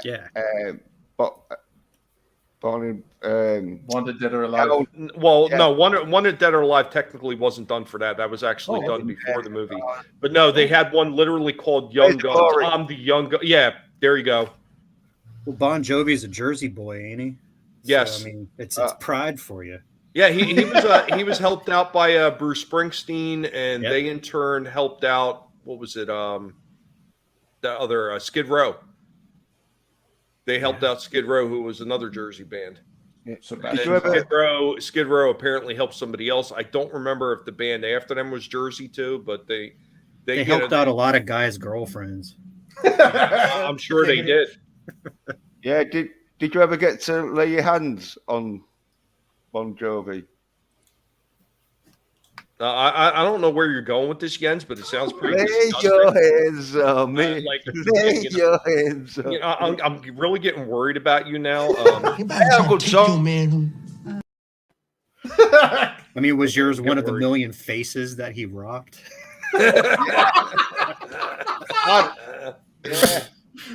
He saw you and he thought to himself, I'm going to rock him. What's up, Frog Jake?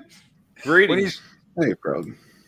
When the blast out into lay your hands on me, I do find myself wanting to lay my hands on Bon Jovi in a worshipful way, not like physical, and not sexual, or as in a rock god way.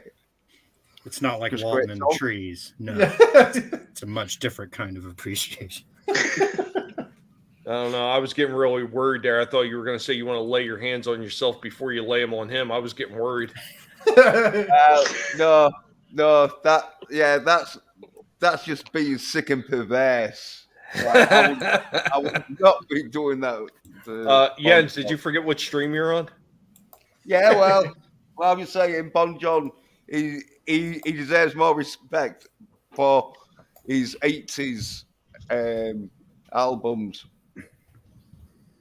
But it's really Richie Sambora that like really rocked it out. Yeah, what a shame what happened to him. No, that's definitely not. But yeah, Kermit the Log. Yeah, somebody used to run with the Cotton Rest Connection. in peace, K-Log. Fucking dead trans fatties, man. That's what happens when you don't pay attention to what the crowd you're running with, what they're doing. You get eaten up alive. You have to have the proper assholes to keep you straight. Exactly. That's why Walton keeps me around. That and so he can make sure his house always smells, apparently. It's starting to air out. I need to get one of those candles to recharge the place. Somebody was saying that they're hoping that his son actually goes and grabs a candle and relights it while he's sleeping. Imagine waking up to that. You probably wouldn't wake up to. It would probably asphyxiate. Yeah. Johnny Cage, what's going on, Johnny Cage? Hail, Johnny. Johnny Cage. One more. Fake super chat from H1, a rare video, Tommy. The guinea pig transforming into a were-pig. As he's seen going on a crazed rampage due to mad squirrels, druidic ritual gone horribly wrong. Is that the same one that got Stieg? I think there's so. a Warren Zevon song in that. Yeah. What would they do? They don't howl at the moon. Do they squeak at the moon? Yeah, we weak. Yeah, weak at the moon. The Psycho theme song. Weak. It's like running through the woods, and all of a sudden, like they hear that in the distance. Oh no, it's coming! I gotta stop because they're gonna start again. They were doing it earlier. Yelling at me and shit. Could have one of them run into Bill Murray and he'd go like, he porked me. That's great. Give me a sample. So I got one more topic for tonight's show. Whether everybody's going to know about this or not, I guess we'll find out. I got a couple clips like I like to do. I like to bring the clips up to get everybody in the nostalgic mood for it. So here we go. Marvel action figures. And without having to say it, we all know that over the years, action figures have gone from what was originally deemed as kids stuff to more grown-up collector's items. Grown men and women that go out to stores looking for these figures to collect them because it's part of their childhood, it's part of who they are. And I think that that is something that is severely missed by people who just look at grown adults in toy aisles collecting things like this, like they're strange, like they're idiots, like they're three-headed Cerberuses sitting up in the middle of the aisle playing with kids stuff. It's not exactly like that. And if you've never understood it, you are never going to get it. Probably more than likely because you're simple-minded and you're stuck in that, well, this is what I'm told I'm supposed to do as a grown-up. And if you do anything that looks like it could be kid-related, well, then you're childish.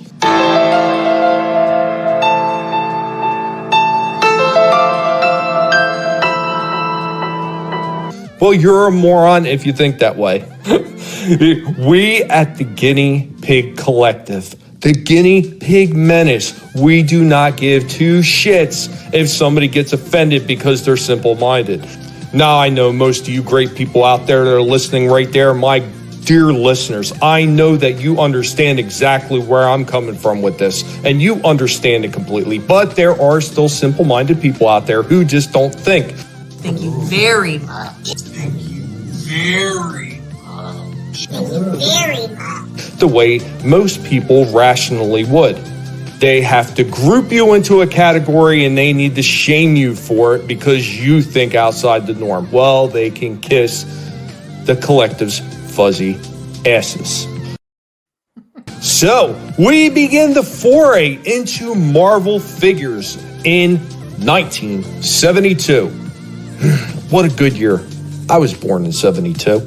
Marvel fans finally got the action figure line they'd been waiting for when Mego unleashed world's greatest superheroes. Now, this line of 8-inch tall, doll-like figures. They're action figures! Featured characters from other companies, but most importantly, the likes of Spider-Man, Hulk, Captain America, Falcon, Green Goblin, Mr. Fantastic, the Human Torch, Invisible Girl, The Thing, Lizard, Iron Man, and Thor. 'Cause damn it, you need Thor. Unfortunately, the company went out of business a decade later, but fans wouldn't have to wait long for more mighty Marvel toys. So, in 1984, Marvel Superheroes Secret Wars. The comic company took a page from that playbook and set up the Secret Wars toy line at Mattel. In addition to 2 different series of 4.5-inch action figures that came with a lenticular shield. This line expanded the world by offering playsets, motorcycles, gliders, helicopters, and the iconic Doom roller. Dr. Doom, Dr. Octopus, Kang, Magneto, Wolverine, Hobgoblin, Daredevil, Baron Zemo, and a black costumed Spider-Man all made their action figure debut in this retro classic line. Now, by the 1990s, that Marvel toy license, it would wind up shifting over to Kenner. Yeah, Kenner. The same people that worked on the Star Wars line of toys. So there's actually a third part, but I want to wait. I want to get everybody's opinion about what we're showing so far. And are there any kind of nostalgic memories in there for any of you? Yeah. Oh, yeah.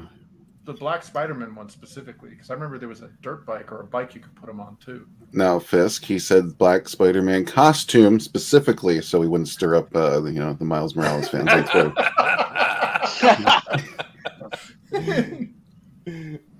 Oh. But yeah, that Secret Wars line was awesome, and the best thing ever done with Migos was Twisted Toy Fair. Oh, Micro Machines, that fast talking motherfucker. Yes, Wolverine as well. They probably hire him to hawk vaccines these days if he was still around. Yeah, they're all going to kill you anyway, so here you go. Just take it out. If I talk fast enough, you won't understand anything I say. Just take it anyways. He'd read We got a Fauci with us. Yeah, he'd read the side effects. He'd read the side effects in 15 seconds. Hey, guys. What's up, Ben? Hey. How we doing today? Oh, doing good. Excellent. But I remember when they first came out, my dad actually picked up a whole bunch of those Mego figures for me. I actually did have the lizard one. It was kind of weird how he looked, but not quite as weird as the Star Trek ones. Some of the Star Trek creatures look absolutely ridiculous. But the only one I couldn't seem to really find out of most of my Mego collection, I did have one of the guys from Planet of the Apes. I forget which ape it was. Dr. Zayas. Because they all look the same to me. Wow. They all look the same, you know. Shit, son. What do you mean? Yeah, I had to. I couldn't resist on that one. I just had to. But yeah, I had one of them. I think it was just one of the regular soldiers. Oh, with the body armor. Yeah, I didn't have none of the scientists or nothing like that. But yeah, I had a whole bunch of those Mego figures. Those things were awesome. It's just a shame, like over time, like getting crushed under tons of weight of other boxes that they wound up breaking. Thanks, Dad. Appreciate it. No. There was some quality though to those figures. Like, I don't believe they had a waist twist. Or I'm trying to remember if the Spider-Man had the waist twist or not. But I remember like the sculpt on him was pretty impressive for the time. Well, I know the Secret War ones were kind of like dumbed down just a little. Yeah, they only they just had arms and legs. I don't even think most of them. Some of them the heads moved and some of them didn't. But yeah, those original Mego figures, they were completely posable. What's that, Jens? There were smaller, weren't they, the Secret Wars ones? Because I had like 8 of them. I had like Spider-Man, Captain America, Wolverine, and Iron Man. And then I had Doctor Doom, Dr. Octopus, and and Magneto, and I don't know, and I think there was someone else, but like I can't remember, and I don't know if it was there. But... Why did they make Dr. Octopus black? No, I think wondering. Captain America, does he have like a Hank Pym on his shield? Is that what's going on? He's got a fondness for Mr. Pym. They all came with those. There was a little hologram thing, and it would go back and forth. I think between Captain America and Steve Rogers. Good catch though, Vinny. That's probably the first race swap in history. Multiverse right there. Choco Octo. Yeah, Dr. Octopus would later go on to become the fucking the last man in the universe on the the She-Loki show. Oh god. The one that remains. That's what I'm talking about. For some reason I thought in the Secret Wars line that they had one with like it was like a special release of Daredevil in a yellow suit. I don't recall that. I know the only ones I had here was Captain America. I had both Spider-Mans, Iron Man, Wolverine, and I think Magneto. I didn't have the rest of them. Yeah, I had Magneto, Doctor Doom, both Spideys. Although the black one was really hard to get, and my brothers and I we fought, and he ended up on the neighbor's roof. And over time, he was melting into the tar on the guy's roof. Yeah. It's like, wonderful. It was fantastic. I wonder if he's still there to this day. I think he is. We had Daredevil. I think Captain America. Yeah, I think it was about it.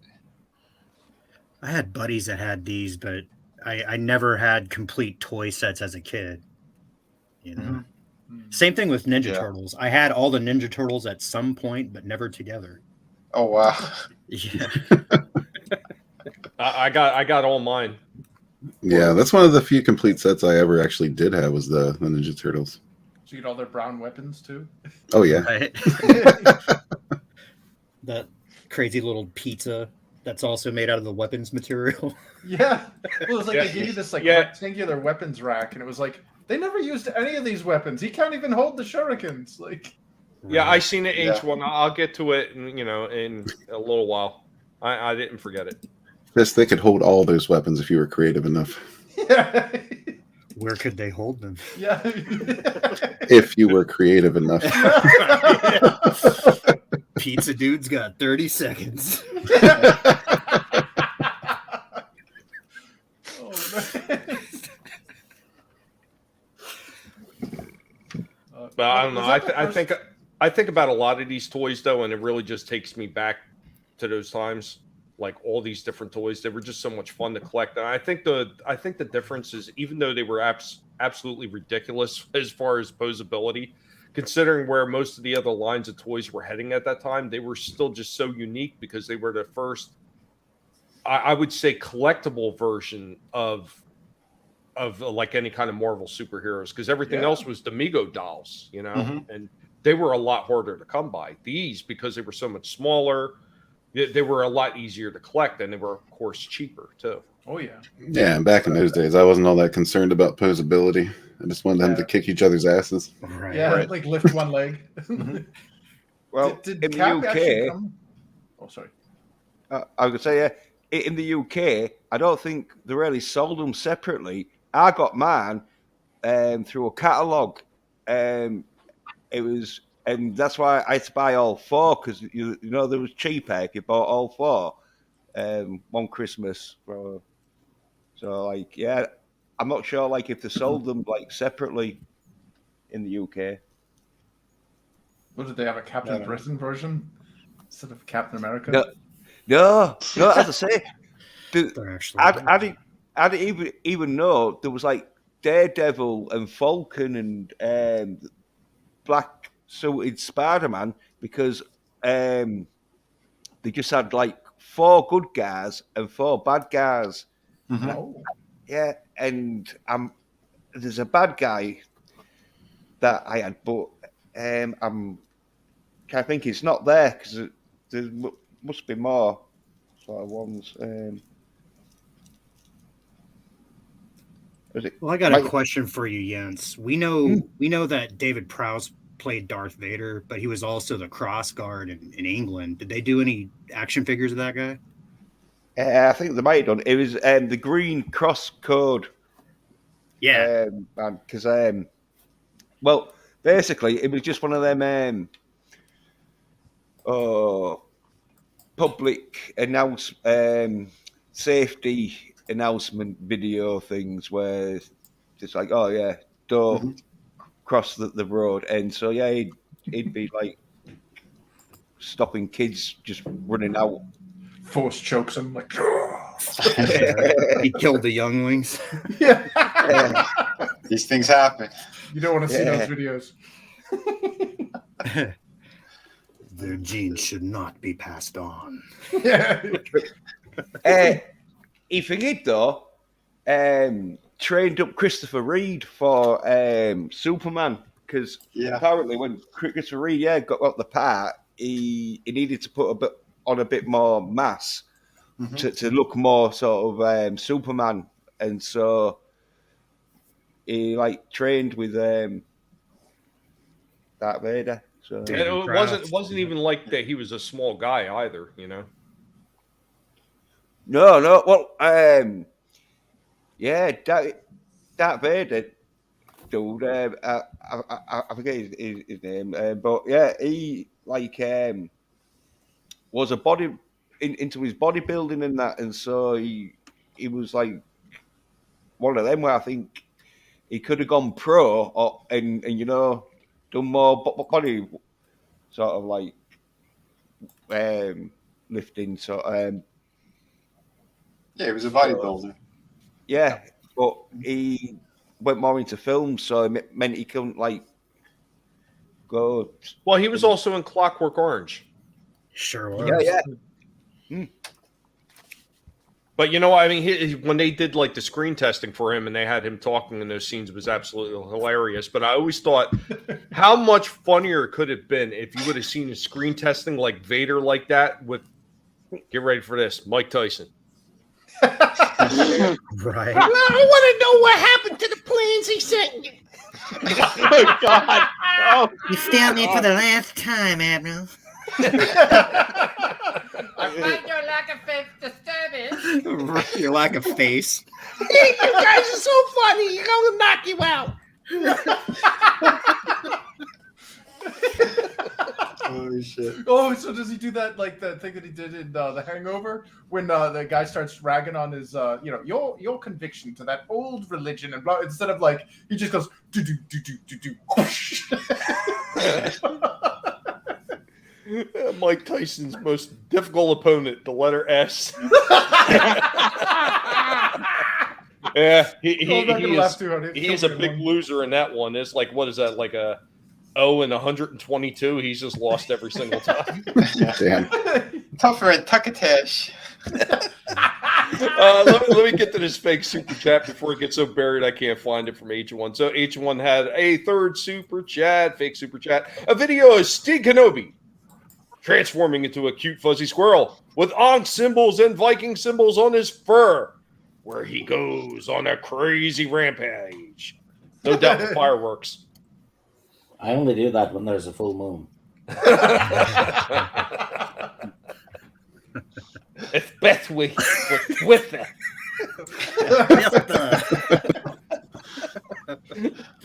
You know what? It's funny, Soul Assassin. In all the stuff that I pulled out of that house, my mother had these beanie figures. They weren't Beanie Babies. They were called Meanie Babies or Meanie Beanies or something like that. And one was a bison, and it was called. I think it was called Mike Bison. I think it was called. And literally, it's got a human ear in its mouth. Yes, that was in the original Street Fighter. There was a character that you fought in America called Mike Bison, and they brought him into Street Fighter 2 and had to sort everybody's names around and turn them into Balrog. Mm-hmm. Yeah, there was a legal issue about that. So Mike Bison was the black fucking boxer. Boxer, yeah. Yeah. And it looked just like him. Yeah. In fact, his costume, if you have Street Fighter V, there's an alternate costume you can get where he's got the hood and the jacket, and on his back it says the Crazy Buffalo. That's racist. I mean, you think about it. Every video game back then had its Bruce Lee character, so why wouldn't they have Mike Tyson? Unless Nintendo had the sole rights or something. Yeah, but I remember all this stuff too. That's why, Bison. He's M. Bison. Yep. In the red. Yeah, it was Sagat. Him. They had to change like the 3 last bosses. Yep. Balrog became So there was a guy called he's Vega in Vega. What we know, but he's Balrog in the Japanese version, the Claw, and then Vega or the Dictator M. Bison is called Vega in the Japanese version. Yeah. So crazy, man. It's rascally Japanese. Yep. So this, man. You do not earth in the end the power of dark fat. I'll take it. Oh, shit. But before I forget, I do have one more clip for the Marvel figures. Yeah, 3 clips this time. There was a whole lot to talk about it, so I'm going to play this last clip, and then we can get back to having fun. Now, this led to the creation of the Marvel superhero series that kicked off that decade. Characters like Spider-Man, Captain America, Hulk, Doctor Doom, Daredevil, Punisher, Dr. Octopus, Silver Surfer, Iron Man, Thor, Green Goblin, Venom, Annihilus, Deathlock, Invisible Woman, Human Torch, Mr. Fantastic, Thing, the U.S. Agent made the cut this time around. Now, these figures also came with action features and accessories that were more accurately reflective of the character's powers as seen on the pages. The first Punisher toy even came with Cap firing guns. And of course, they always got to have other lines going, and they had Toy Biz. Toy Biz also expanded into other realms with talking figures, 12-inchers, play sets, and vehicles. I know Walton would have been interested in the 12-inch or something he's never going to say.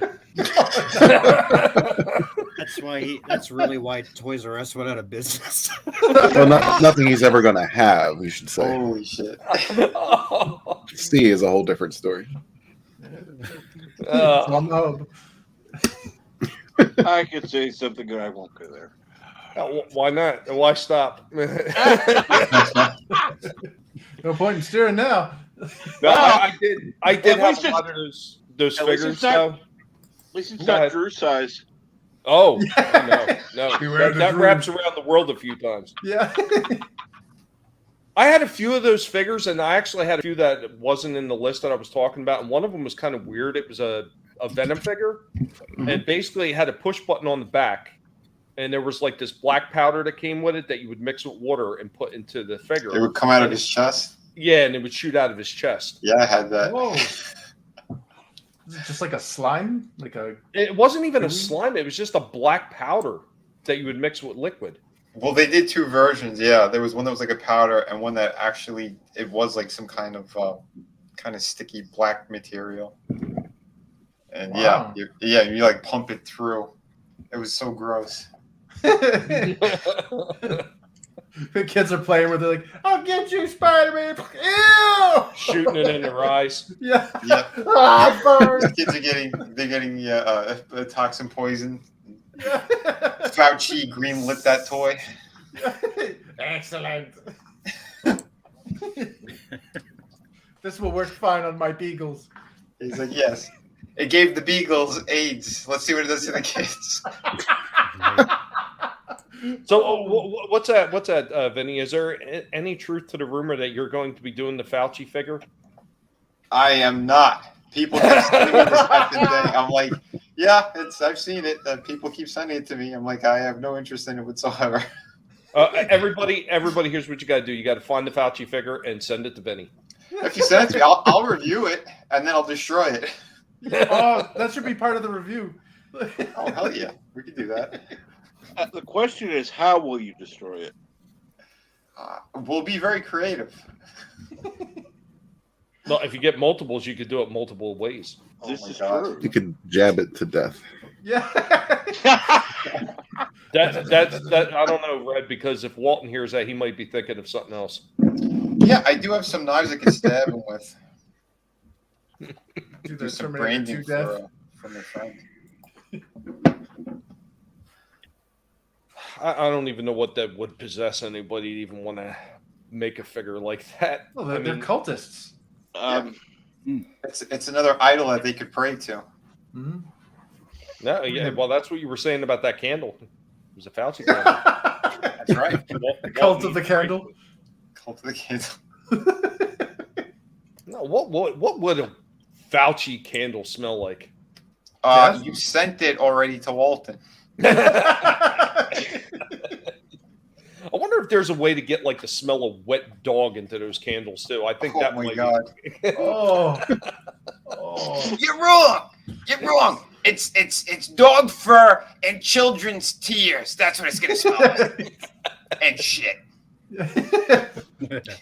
Triggers together cry and shit. So replicated apples then? What was that? Well, Discovery had replicated apples. They had doesn't taste bad for shit. So hey. Oh. That's good. Synthetic turds. Mm-hmm. Well, hey, Bill Gates was drinking shit water. Oh. Yummy. Talk about recycling. Yep. Yeah. Oh, just remember I had one of them little bike like sidecar things and all. Nice. Like the blue one. They came with vehicles. Yeah. I remember the Spider-Man, like the way that he's posed, he fits in the vehicle pretty well. Yeah, Secret Wars. That was one thing I was talking about. They did all kinds of vehicles, play sets. Oh wow. I mean, most of the bodies were the same mold anyway. They just changed the head in the paint jobs. Yeah. Yeah. And Doc Ock always broke. Oh, you know what? Yeah. Now that you say that, I did have Doc Ock. Yeah, that thing. Yeah, it broke. Man, cheap plastic. Well, he had like a hole in his back, and it was like a little gray plate, and then those 4 things came out, and they always broke off. So you'd have like 2 or 3 of them just hanging there. Yep. Awful. Did you see that one, Immortal? Yeah, we've been having this awesome little side combo going on about video game Wolverine. Oh, and there was Wolverine? a Marvel versus Capcom thing where, but the last comment I made, adamantium was always way too underpowered in those games. Wolverine could really slice through pretty much fucking anything, and you piss him off enough, he's going to kill everybody. Pretty much only like somebody like Magneto or somebody with mystical powers is going to be able to fuck him up. Or Batman. Batman could fuck up Wolverine. I tell you what, Soul Assassin, if somebody sends Vinny the Fauci figure, I would review a DOC figure. I would do it properly too. I would do like a manger setup to show her like the animal that she truly is.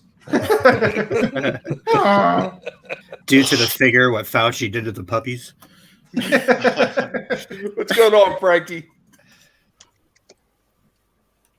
Oh God, man! I seen that one picture with her next to the goat, or no, it was a mule. It was a mule. Yeah, jackass. Yeah, it's perfect.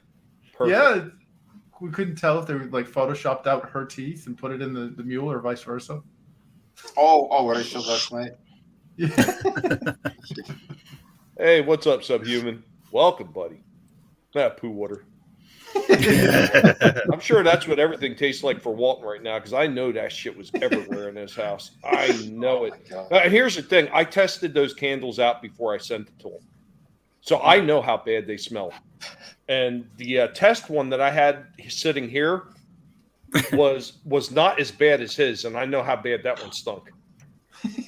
I overdid his. Like, I went over the top with all kinds of extra stuff to put in it and make it smell a little bit worse.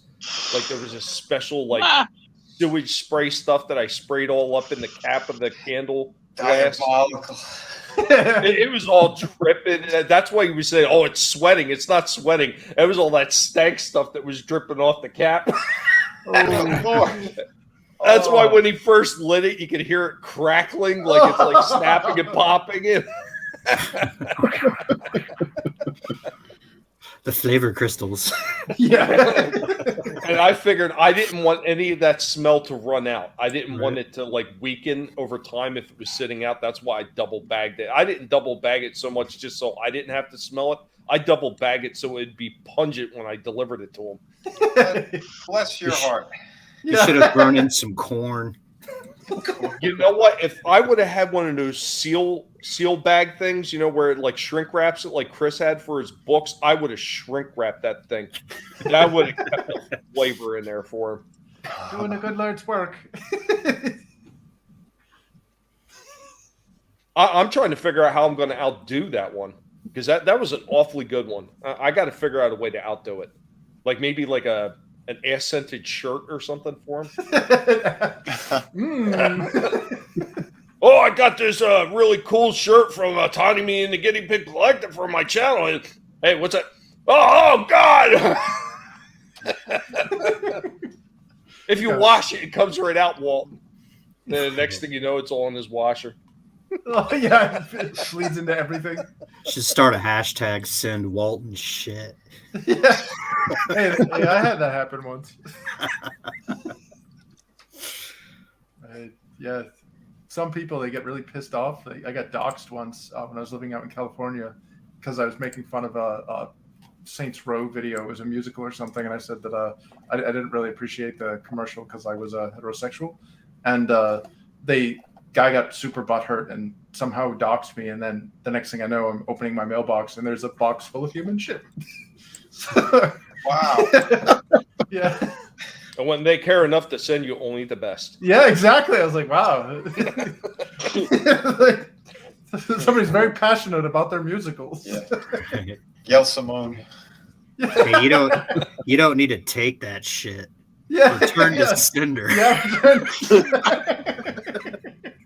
Yeah, it's like I said, it's a challenge. Mexican. A breath of fresh air. A breath of fresh ass. Yeah, be well, Raquel. Thank you for stopping in. Have a great one. Yeah. Oh my God. Like some of the stupid things we used to do when we were kids. I mean, you know what? You look at some of the dumb things these kids do now. They've gotten no kind of like imagination whatsoever. Mm-hmm. None. Well, no, that's really precisely the problem. Yeah, exactly. Encouraged to consume. Their imagination was targeted. It's problematic. Yeah. Well, that's what it is we need to be programming these generations to be drones, just like what's happening in China. You know, those guys can replicate things, but they can't create anything new or original. Mm-hmm. Yep. They keep them nice and stupid with these phones. They're in La La Land all day.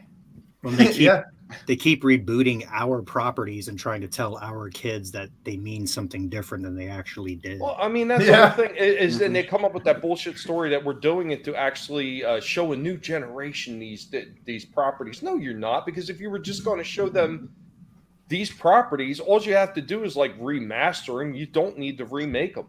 Just no, but they need to see Evil Lynn, fucking Darth Bieber.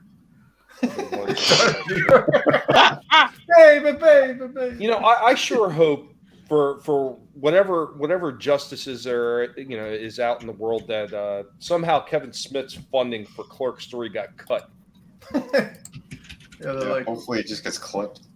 After what he did. If anybody sees Kevin Smith on the street, we should pink belly him just out of principle.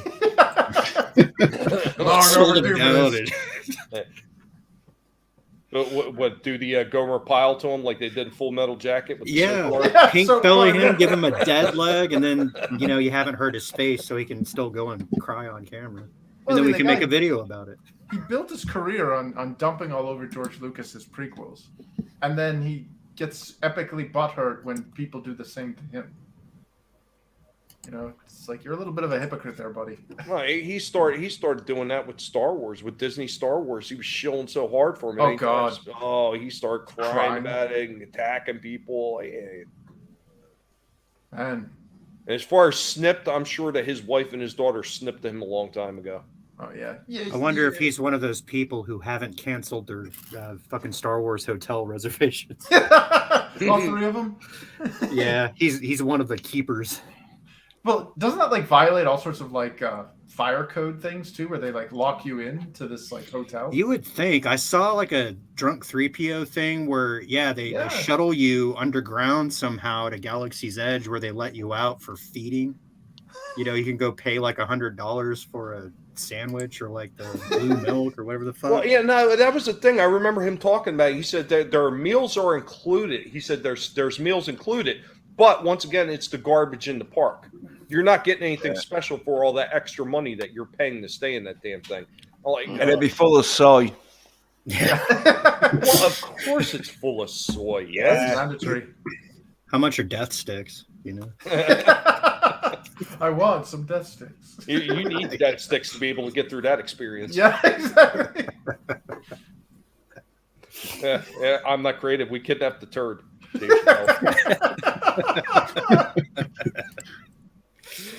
We didn't have internet as kids. We had to make our own fun. Yeah. One of the ways I used to have fun is I used to jump off roofs like an idiot.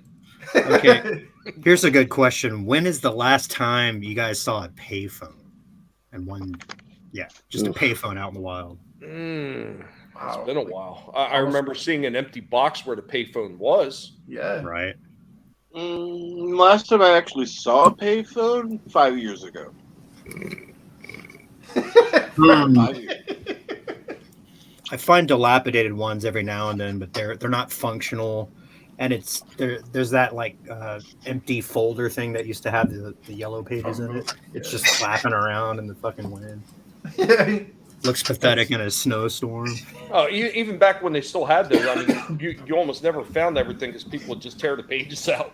Oh yeah, right. Frankie knows. As a kid, I walked by a friend's house and fart sprayed half a can in his window at dinner time. Whole family came out and chased me. I got Yeah, he was a terror. No, they would not last in a backyard wrestling match. No, they would not.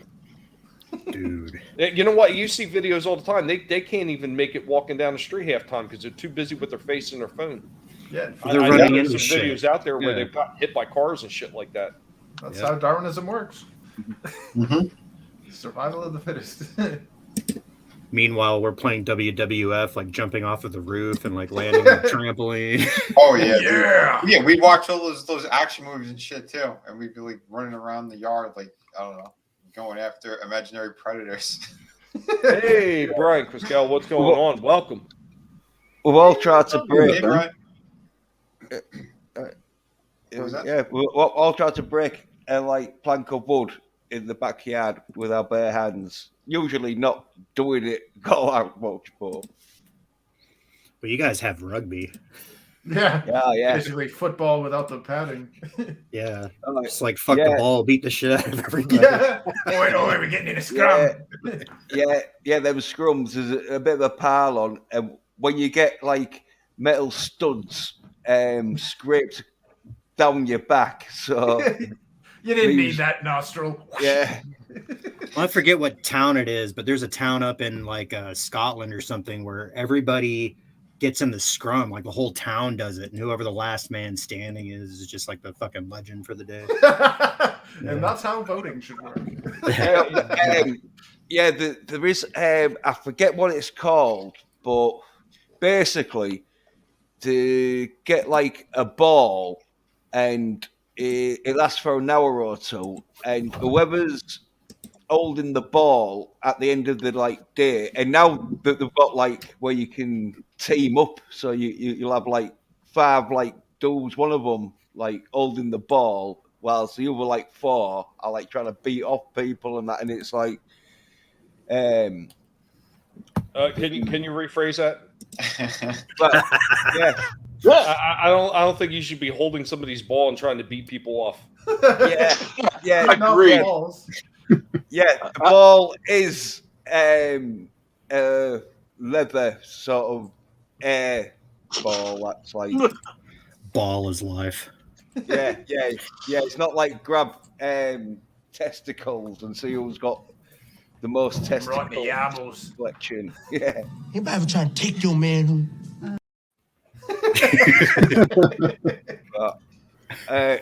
It's real mad because they do it in this street where there's a few shops in that, so the shops get like boarded up because they don't want to lose their windows.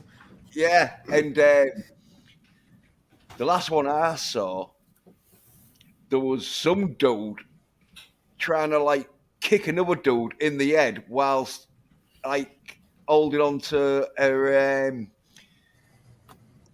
guttering on the roof because like there was a big pile up and so like he was on top of bodies and that shit. Like, I'll have to try and see if I can get a picture. Hey, Frankie, what are you trying to say here? You trying to say something about Disney?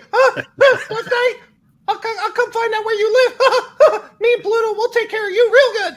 You better watch what you say. Disney jail? No way.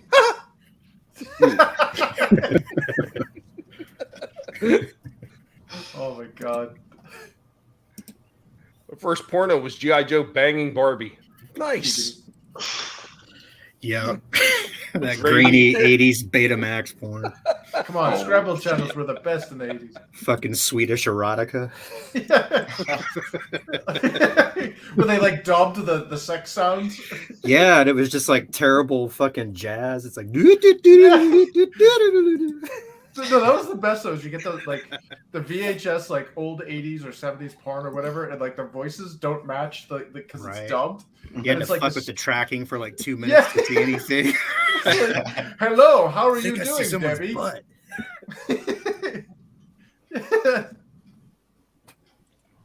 And God, we used to play this game when I was younger, and I don't know how many other people were this ridiculous, but we used to play this game called Lights Out. So basically, a bunch of us would be hanging out in somebody's house, and probably spending the night together, fucking hanging out, listening to music and everything like that. So one person would be near the light, and we would name one person, flick the light out, and then everybody went to beat that person up. So many people caught like elbows to the eyes and everything else. Yeah, we just called that assault and battery, but yeah. Well, we had the one friend. It was his turn, and as soon as we went to flick the light, he apparently had turned and run into the guy's closet. So it was like I heard people screaming because I grabbed somebody and I was twisting her ankle, and somebody else got hit in the eye or something. And I'm like, damn, my eye. And I'm like, well, where's he at? Has anybody got his Steve? And I'm like, no. Where's he at? He was in the closet when we turned the light on. So what we did is we turned around and we opened the closet and we threw a bunch of dog food on him. Threw a cup in there, and then we put the beds and everything up against the closet door and left them in there all night. And we did it again the next weekend. Oh, fun times, man. Yeah. Oh my god. Warwickshire. Yeah. Pancake Day. The fuck is going on out there? Yeah, that's it. Yeah, that's the ball there, sort of thing. What they've got to be possession of at the end of the time. I don't know how long it goes on for, but it goes on for about an hour or two, I think. I thought it was a whole day. It's like you're not going to get out of that without some sack getting rubbed on you. I feel bad for the guy who starts off with the ball if it's all day. I just feel like somebody else have it. Yeah, well, it usually does happen. But one team did grab it apparently, and you see these archways here, sort of thing. There was sort of in a shop archway, and someone was on the guttering, holding on, trying to kick. It might be on this. I don't know if somebody wants me to play it or not. It's more pictures.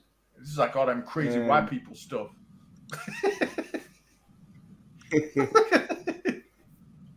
Hey! I see Walton's in the chat. What's going on, Walton? Man, how's the house smell? Send him a link. Maybe you can stop it. Yeah, that's the sort of thing, you know. I think there was like in the archway. Yeah, Ancient One. Real quick, Jens. Ancient One. Vinny does have a channel. Chris, you have a channel? I forget. I don't really have a channel. I just have the Infinitale promotional on stuff where I Twitter. make the videos. But I do hang out with Vinny on Fridays and Sundays. Yeah, Vinny's link is actually listed down in the description, Ancient One, if you want to grab it. Yeah. There's plenty of stuff over there because we do the live streams. I got tour reviews. I do master classes, and yeah, we just get kind of crazy sometimes. But yeah, definitely go check it out. There he is. The tree historian. What's up? How you doing? Oh shit! How you guys doing? Hail the chat! Hail everybody for being here. Chris has got only one with the working camera, and some people have to take an emergency shit. What is going on, y'all? Are you describing the smell in the house? Oh my god, bro! Hysterically because you're a little bit delusional from the smell. Look, it's his upper lip. Had me loopy. It had me loopy. Like normally you'd light a match to get rid of the smell, but this time a match only helps it happen. But he doesn't want to get rid of the smell. That's what you're all missing. He's over there huffing that thing. I guarantee. It smells like mean people's fifis in here. It's terrible. Oh my god. Oh god. What's going on, guys? Good to see you. What are we talking about? What a fag. Yeah, well, there's a lot of money around, you know. We were talking about a whole bunch of things today. We were talking about old movies. We were talking about vinyl and stuff like that. Talking about old Marvel figures, and now we're talking about how you used to get beat up, and how it needs to be brought back. You know what? There needs to be some bullying going on because there's too many bitch asses running around in their fifis. You know, and I think that if the more beatdowns, you know, I mean like severe beatdowns, not like the ones I used to take. I went to the hospital a couple times, but you know, people got knocked around a little bit. You know, like just Karens, man, bitches. They got, if they got it young, then maybe they'd be okay when they grew up. Maybe they wouldn't be hiding in manginas. I think that there's a lot of people out there on the internet. Those internet tough guys, the internet warriors. We've seen it way too much in the last several years, especially with these Karens that don't know their damn pronouns. These are people that needed maybe to get knocked around, needed to learn to have tougher skin, maybe learn to deal with other people, to deal with other perspectives, other whatever it is. But no, not in the information age, not what we have now. Now we have people who can hide proudly behind their keyboards. And they can say whatever they like. They from anywhere in the world in their man cave or their bitch cave, whatever you want to say, and just talk shit and not think that they will be held responsible for it. This comes from kids. Actually, I believe kids being protected, overprotected in our school systems. I think that just look. Hey, I don't want anybody to go through the bullying that I went through. I went through a lot of racist bullying, a lot of bullshit when I was a kid, but it did make me tougher. It did give me the ability to deal with certain things and certain types of people in certain situations. I hear white privilege. I'm saying my white privilege was kicked. I was jumped by 16 people for my white privilege at the end of 7th grade. Like I said, I wouldn't want anyone to go through that experience, but you do learn it. Sometimes you get knocked down. Sometimes you are a minority in a situation. Sometimes you have to rise to the occasion. You have to be stronger, not just physically, but mentally and emotionally to get through something. And that's been lost today. So we've got just armies of man bitches and Karens running around talking trash all the time. And nobody cares because there is no accountability. Yep. And they're backed up by mainstream media. They're backed up by social media platforms, depending on your position and who you are and the type of trash, the garbage that you spew, by networks, by entire networks of people who are just haters or full of fear or full of some type of insecurity that they need to project on others. And it's all around us. I know that was a big ass thing. I know there was a big ass speech to put out there to basically say maybe bullying wasn't that bad. Well, think about like a lot of us when we were growing up. If you liked comics, if you liked toys and everything like that, and you were vocal about it, you were probably one of those people that were getting messed with all the time. I remember when I was younger, had the metal lunch boxes, man. Loved those damn metal lunch boxes. And I had this one. One of those. I had this Great one weapons. that had Dukes of Hazzard on it. and there was this freaking little toady kid, like something you would have seen at a Christmas story, like, hey kid. And I was a little kid back then, like probably, maybe just a little bit taller than Walton. And oh my God. What an asshole. I knew I didn't want to come here. But he was like, I want that lunchbox, kid. And I was like, what do you mean you want my lunchbox? I like it. I want it. And I said, okay. And it was at that point that I had enough of getting picked on because I was small and I was skinny. And I just wound back and I smacked him right in the face with my metal lunchbox. There you go. How's that? Nice well, after he lost all his teeth, he didn't bother me anymore. I was about to say that. Were they adult teeth? He started a new collection. Collecting yeah. Well, see, my dad was good like that. He made sure he got, because they were all by thermos and they were hardcore, and he made sure he bought me the large thermos because that used to be sold separately from the tin. Because you would get the lunch tin with like a few things, and then you would have to buy the thermos separately. So he always bought me that extra large, super heavy duty thermos. And so when I swung that thing, the thermos went to that side. Oh yeah, the tooth fairy was broke. Morningstar. I landed that on one of my friend's heads accidentally, and it just opened up his head, and the blood that was coming out was like water. Oh, dude, head injuries, man. Head injuries are the worst. Yeah, it freaked the hell out of me. He's just and also just purple, like just showered his face. Bro, yeah, I saw somebody get cut by the top of a trailer one time when they were loading at a loading dock, and it was just a small cut, blood everywhere. Like, head injuries are no joke.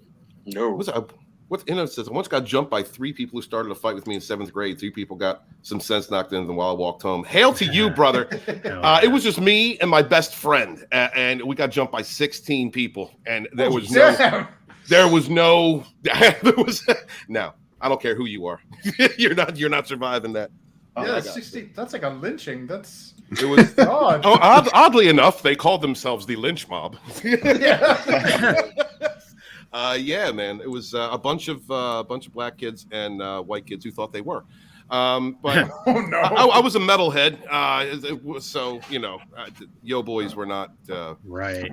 Yeah, y'all remember. You know Immortal. You know what I'm talking about. Oh, fuck yeah. You're going to come fuck with a kid whose music has, like, eviscerated bodies and, like, demon lords in it? Well, it didn't help that I was openly pagan, so the narrative was that's Warlock Steve the Satanist. I'm like, I don't believe in your gods. What are you talking about?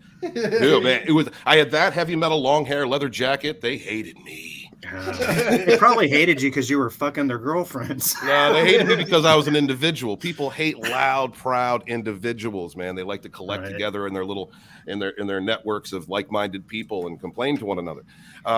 People don't like individuals. That scares others. If you see the loudest voices in our community, whether it's Donald Trump or whether it was any of these YouTubers out here, very boisterous, very powerful, very independent voices.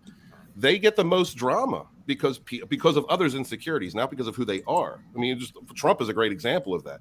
Like half the country freaked out because they're all insecure bitches.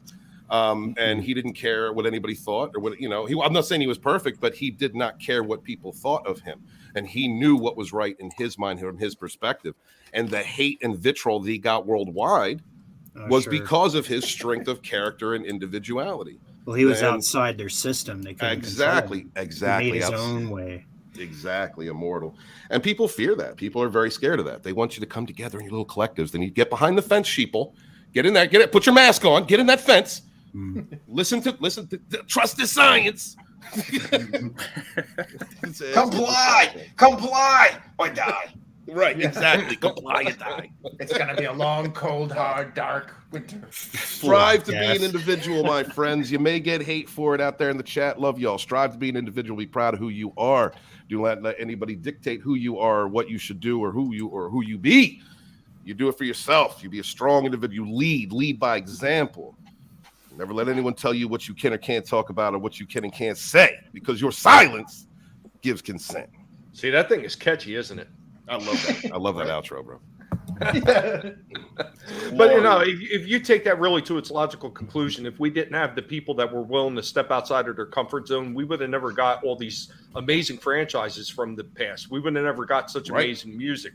That none of this stuff would have existed, because if you have the type of generation you have now, Look what they have putting out. Look at the music that they put out. The trash that they put out. I've heard better stuff on the old NES system. Quite honestly, Right. it is bad. It is bad, but that's what you get. You get a bunch of people that have no kind of imagination, no kind of real life experiences, and then they're going to tell you how you should live. Oh, miss me. Yeah, no doubt, dude. And it comes from the perspective of people who don't themselves don't know how to live. And they're just they're afraid of any kind of challenge. They're afraid to be their better self. They want to live in fear. They perpetuate fears and insecurities because they are full of them. They're full of shit. That's what these SJWs are like. What's that, Jens? I'm sorry. Soy and all, because soy makes some like right pussy little bitches. That, like, yeah, no doubt, brother. No doubt. That soy is everywhere. Frankie knows is kind of curious here, Walton. How does that feel? I laugh at them. I love my haters. I appreciate them. Thank you so much for spreading bullshit about me and talking trash to my friends and everybody. Thank you so much. I appreciate you because I don't even think about you. But I appreciate the energy that you're allowing me to spend in other more positive directions. Thank you so much. Hail the chat. My love to you all. Never stop striving to be the best version of yourself. Be good to each other. You suffer no fools. Amen. I love it, Vinny. Exactly. Amen. Look, imagine living in a world. The frogs are gay. The frogs are gay. Imagine living in a world. All of us, and I mean all of us up here on this panel, we're all rogues in our own way.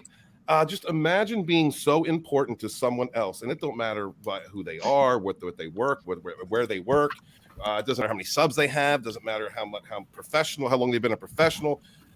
Imagine people hating you just for being you. I mean, that's like lube on the anal of life, right? Just love it, enjoy it, accept it. Thank God, Jesus Christ. Just try an experiment out there. If there's people that don't like you, whether it's on Facebook or Twitter or Instagram, whatever it is, just try a little experiment. Just throw something out there you know would annoy one person, and watch how many people change their behavior, and realize how much of a leader you are and how much your actions, which does not really depend on any other person around you, can change other people's lives, get them in their fifis. Sad thing. We saw Donald Trump do it constantly. We've seen people who fight against the norm. Gina Carano does it constantly. We see people around us, strong personalities, good people, well, depending on your position and who they are, true, good people who have the ability to sway either positive or negative over social media within the context of something positive, of being progressive or trying to strive to be better. That's who you want to be, my friends. Brutal. We're in a couple chats together out there, brother. We're in a couple chats, and I see what you're saying and what you go through in life. My brother, you are a warrior. You are a father. You are a good person. There's people out there that are simply going to hate you because you have the endurance to be a good father and a good person, because you are that example. There's people out there that are going to fear and hate you just for that. Just, let them pull the cart of your life and don't let it drag you down. Focus on the positives, on the good, on being a good person, on getting things done. That's what you concentrate on. Well, and there's so many people that get so scared to be themselves for whatever reason. Like, right. when you see me in person, do I look like the type of person that would be collecting all kinds of toys and everything and talking about them? Probably. No, you do not. You look like you'd be collecting knuckles, you're Jersey through and through, bro. But that's the thing. That's what I like, and I really don't care what anybody thinks about it. So I get these very weird looks when I go into a toy aisle and I start looking at these toys. Like what the hell is he? He's probably stealing something, or he's probably poisoning the packaging or something. I thought Tommy was going to beat me up with like a bass guitar or something. Like that's what I thought when I was like, oh my God, and he really is huge. He's tall. Shit. He really is tall. Thank God Tommy leant down just a little bit to give me like the bro hug, the one handshake bro hug, because if not, I would have been resting my head in his chest, and that just wouldn't have looked good. Okay. A little bit It's like Fight Club with the guy with the bitch tits. Yeah. Yeah, maybe not bitch tits. Maybe We're still men. The test technique. What was his name? Bob? Yeah, Robert yes, Bob. he has a Who's name. Meatloaf? It's Robert Paulson. Robert Paulson. Robert Paulson. That's right. His name was Robert Paulson. See, Tommy had to kind of lean down and do that kind of that bro hug, because if Walter were just to hug him, he'd be like, his face in his crotch and his hands in his ass. No, that is a lie. That is a lie, sir. A scurrilous lie. John took the last Optimus. I do have a funny story for something similar to that Soul Assassin. So I was sitting there in the toy aisle one day, and I was looking at the Siege Line stuff. I think they were Kingdom figures at the time.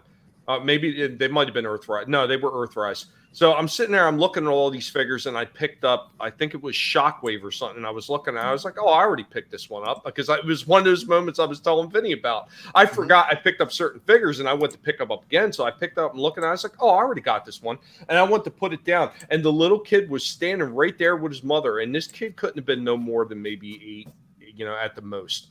And as soon as I put it back down, he grabbed it, and it's making me think of what you're saying right there. Mommy, that giant took the last toy. But no, I've seen that a few times. Go to pick stuff up, and the little kid is looking there like, you just kind of growl at him, make him go away. Yeah, if it's a figure you really want, you go, tough titties. You walk away. Look, kid, I don't want to have to boot you across this aisle, but I'll do it if I have to get this last figure. Your parents will I'll take your mom home and make you a little brother. That's how Tommy rolls. Ma'am, you'll find your kid hanging by his underwear at the end of the aisle. He tried to get this last Transformer figure. It wasn't happening. No hard feelings. No hard feelings. Fights in the death with his Stiff arm. Oh, this coffee's so good. Enema coffee? Or? Oh, you no, like it's not enema again? coffee. It's actually... God damn it, Tommy, no. Regular coffee that you make, that you drink. That's what I'm liking right now. That's what I'm loving. Oh, is that what you call it now? Orally? Or can I sip my shit with no, if you God can, go ahead. No. Sip your shit with your pinky. Like sip my coffee. God damn it. What a gay. Stop. Don't start a channel, guys. You'll find friends like this. Just don't. It'll destroy your ego. It's not our fault. You're so memeable, buddy. It's memeable. Did I miss something? I just got up not too long ago. I didn't check social media. Is there something I missed? No. No. Give us a few minutes. What? Trust me, same shit, different day. Yeah. Damn it, Trek. That doesn't fill me with confidence, brother. Thank God there's a Trekkie on the panel. Oh my God. Dude. I get shit from Wook every time I try to talk about Star Trek on the Savage Show. First off, Wookie is a hater. Don't listen to Wookie.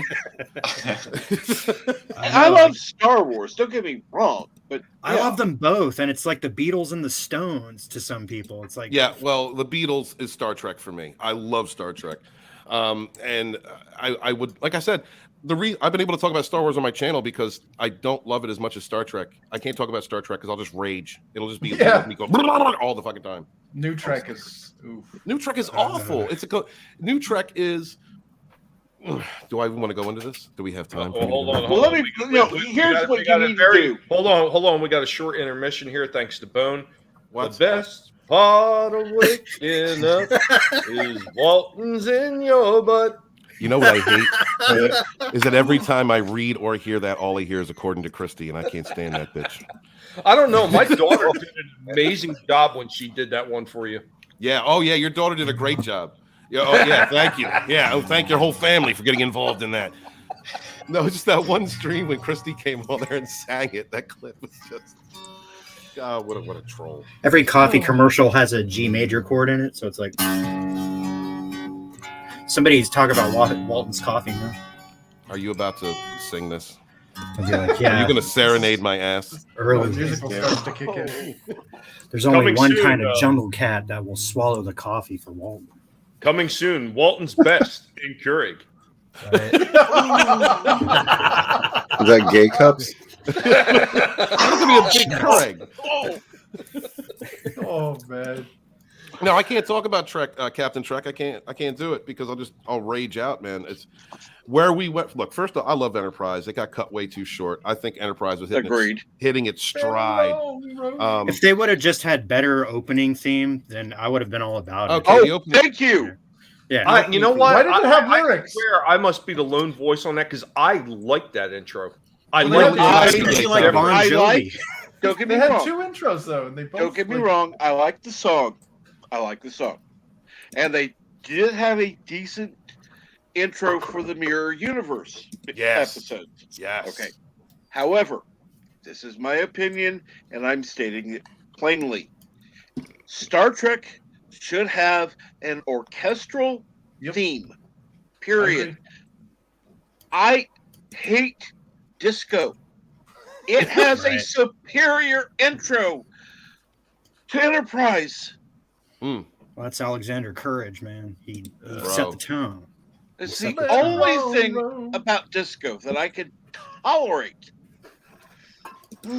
Is the free love, the cocaine? Trust me, if they offered cocaine, at least it'd have something to offer. Disco's good. I don't do cocaine. I just like the way it smells. Captain Trek. I mean, that's a hell of a statement to make, you know. Walton smelling a lot of coke and dancing to Disco Inferno.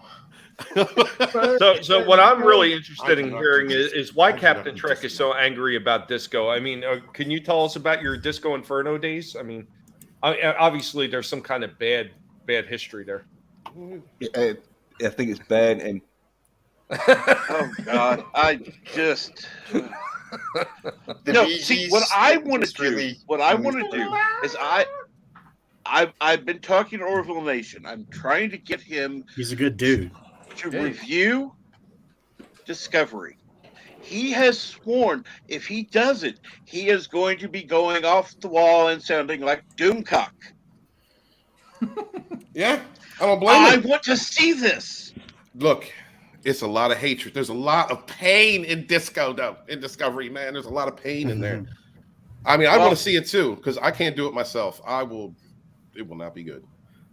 It's rage fueled. I got about 10 minutes into the first episode. Go ahead, Trek. No, the first time I tried to watch it, I got it in 15 minutes. I'm going, what in the fuck is this shit? This is not Trek. No. And I forced myself to watch it a few years later. But oh my God. Well, it's the same reason why I won't watch Picard. You know, I know too much shit about it, and I do not want to destroy my sacred TNG memories because those formed vital components of my personality to this day. You know, as much as Luke Skywalker and Darth Vader and fucking Wolverine, Picard and Data and Worf, you know, they were men among men, and they were actually my gateway into the original series. Yeah. See that? You guys called for a Wookiee, and Wookiee has shown up. There he is. What up? Hey, we're gonna I like Star Wars, so stuff it there, Wookiee. Star Wars is good here's the thing. fantasy. I'm sorry. Go ahead, Chris. Oh, sorry. I just wanted to. Star Wars is good sci fantasy, but Star Trek was good sci-fi. Yeah. Yeah, well, it's like philosophy sci-fi, and there were corny fucking aliens. Don't get me wrong, but Measure of a Man. You watch that and tell me it's not good TV. Well, I mean, was I the only one? I liked most of the series that were out at the time. You know, of course, you had Star Wars. Of course, before that, you had Star Trek, and then afterwards, you had Battlestar Galactica. Oh, yeah. I enjoyed all those different series that were coming out at the time. I don't think there was a bad one early on. I also hate Star Wars. Kathleen Kennedy smells like shit. Harrison, you missed it. George was in the chat earlier. You missed it, Harrison. Hey, George. You did. And He also your needs a Wookiee breath. best friends in the chat here. He put you up to this, didn't he? Wookiee. Should have known. My mortal enemy. You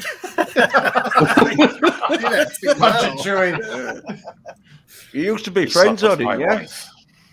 Yeah, Oh, with his wife. That kid who stabbed me in the gut was his kid, not mine. Chewbacca stabbed you in the gut? How was your life day, Solo? My what? Life Day.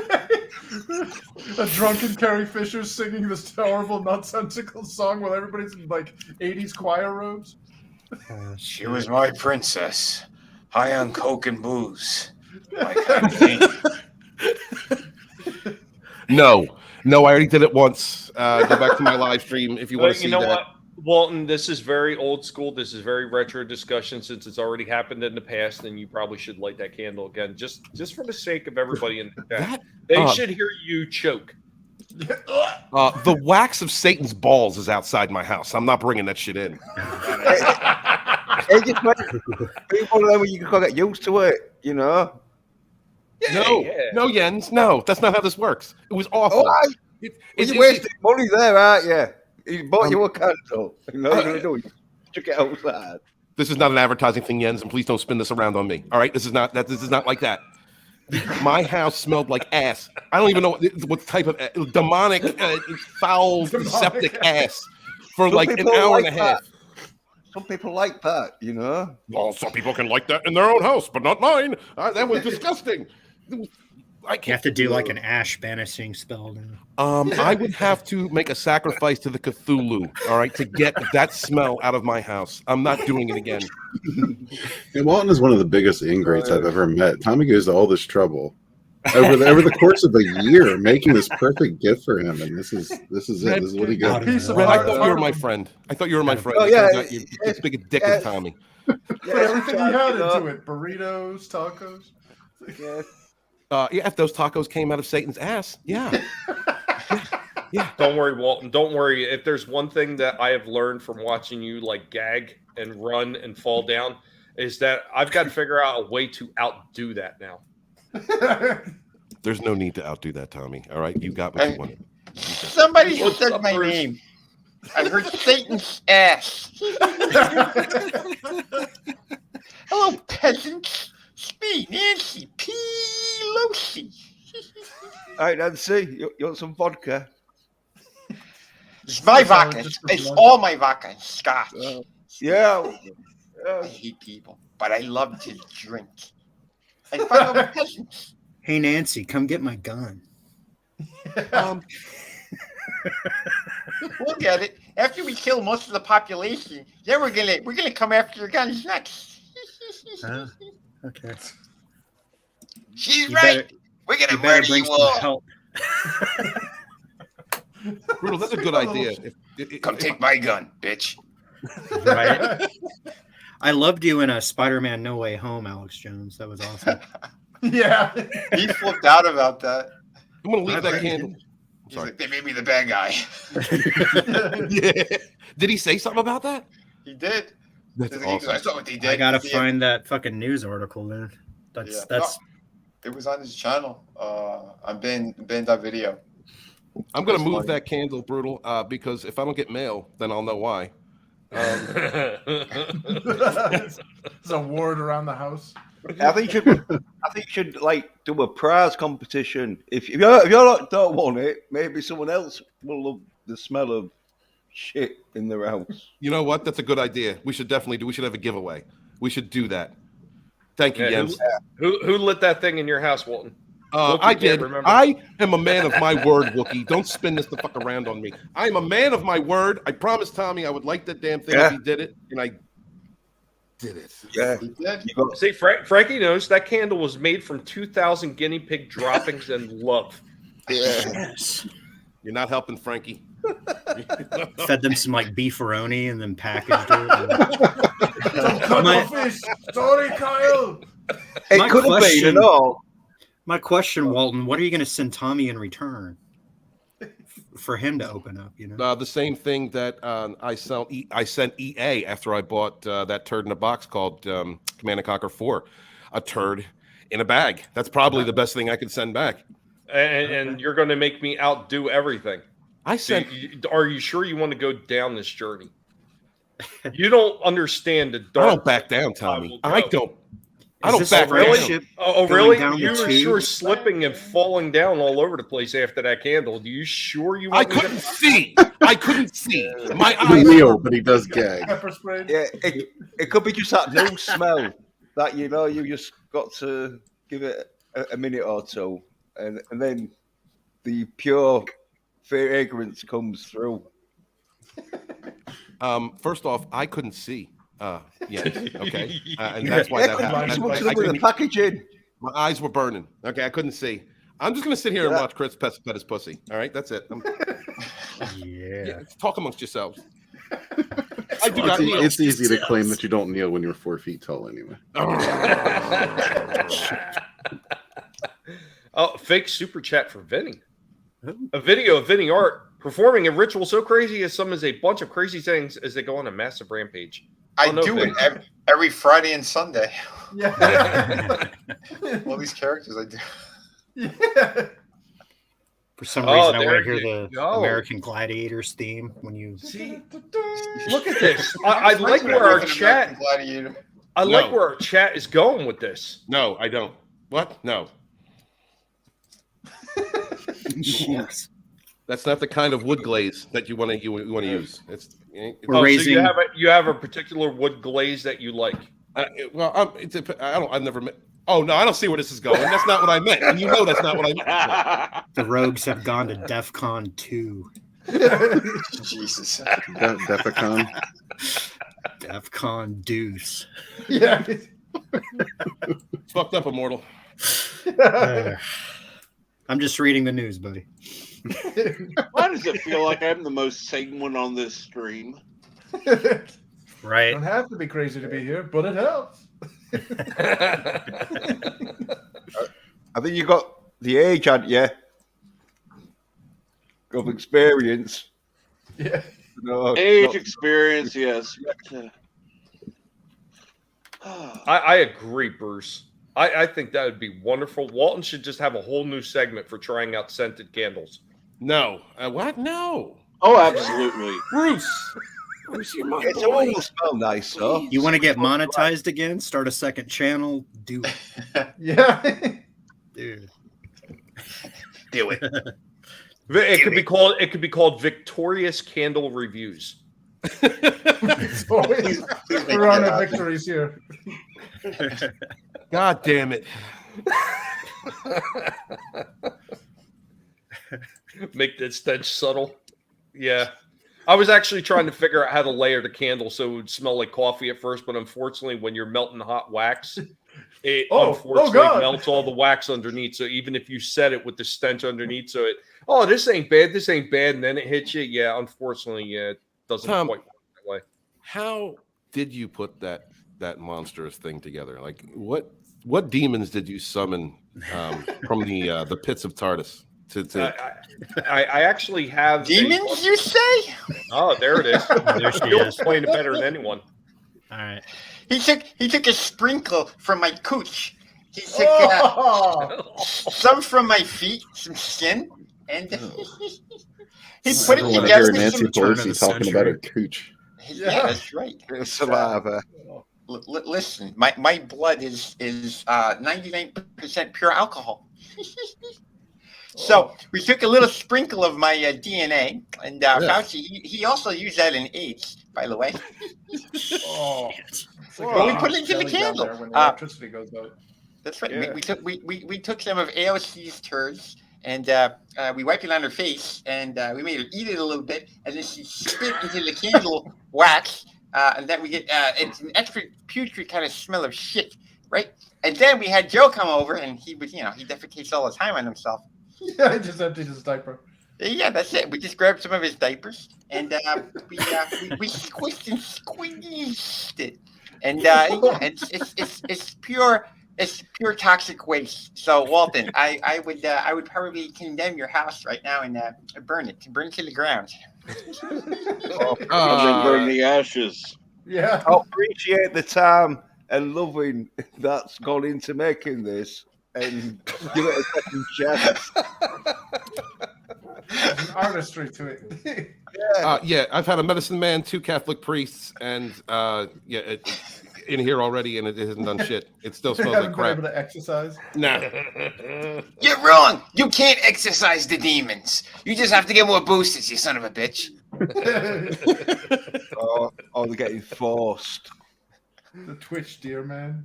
We don't want to talk about that dickless thing. But thank you, Bruce, for bringing that up. No. Listen, all right. This is a public service announcement. Okay. You live your life how you want to live it. You do what you need to do for you to be happy. But some things we need to stand on. I mean, at least in my opinion. And when it comes to cutting Usually off the D, that's a step ladder, right? when it comes to cutting off the D, that's it. I can't go down that path with you. I can't do it. That's just a road I can't travel. That's not good. That's not good. That's why you will never understand the Matrix Resurrections. Why does everybody hate that movie? It's not a bad movie. I'm coming out with a video like tomorrow, or the next day, where I'll explain everything. I've got to make this damn video. Yeah, explain it savagely. Savagely, yes, because it is the video is titled "The Meta Tricks." Let's just say that, and then there's going to be some fuck words in it. Some F words. Some F bombs. Some scented F bombs. I thought the front cover was suspiciously soy because there was more women than dudes on it, and it's an action film. It's not beaches; it's an action film. So I'm like, Well, here's a point that I make, and there's the part in the trailer where Trinity is riding the motorcycle and Neo like clutches her like slowly and for safety. Yeah. And how many times have we seen that trope in modern cinema just recently? Remember James Bond fucking did it? Riding bitch. Yeah. Off the male character is riding bitch and he needs the female to save him. But this is especially meta because we have a writing staff who some of them have gone through the transition, Transformers. Yeah. And this is the thing, like, it's not, if that's what you want to do in your own personal life, that's fine. But in context of this movie, and especially since it's supposed to be such a reboot consciousness, like self-aware thing, you put out product like that, and then you wonder why Spider-Man bangs your asshole completely in the ground. Wow. I think Bruce might have it right here. Matrix 4, the search for more money. Search for more money. Yeah, the kids love it. I need to clip what I just said and make that like the video description. Damn. Okay, there didn't need to be a Matrix 4, but it wasn't awful. I don't know. It sounds pretty bad. It is. I think there is that small thing of truth in the movie. If everybody has seen it, I'm about to spoil it a little bit, but there's a point where it says Warner Brothers was going to have us make a fourth one anyway, so we might as well do it so that we can have blah blah blah. Yeah, and that's in the movie. If you have HBO, or you can use your friend's HBO, and just for a critical, but don't pay for it. Jesus Christ! Don't. Oh my God, Immortal. Jesus Christ. It only made $20 million worldwide, for God's sake. Somebody pay some money. Those poor Hollywood executives. No, actually, if you need to see it, go buy a ticket for Spider-Man and sneak into that is not the official stance of Rogue Entertainment, Immortal Coil's right. Because when I buy a ticket to see Spider-Man, I'm just going to see Spider-Man again. That's true. That plan will fail. Oh well. Just don't see it and then listen to channels like ours for your informational purposes. I'll tell you what, quite honestly, there hasn't really been anything that's motivated me to go out to the theaters. I think the closest was probably Ghostbusters. That was probably the closest thing that I was almost thinking about going out to the theaters for. But... Are you going to get the box set there, the new Proton Pack collection with the 3 movies? Paul Feig butthole pack? Yeah.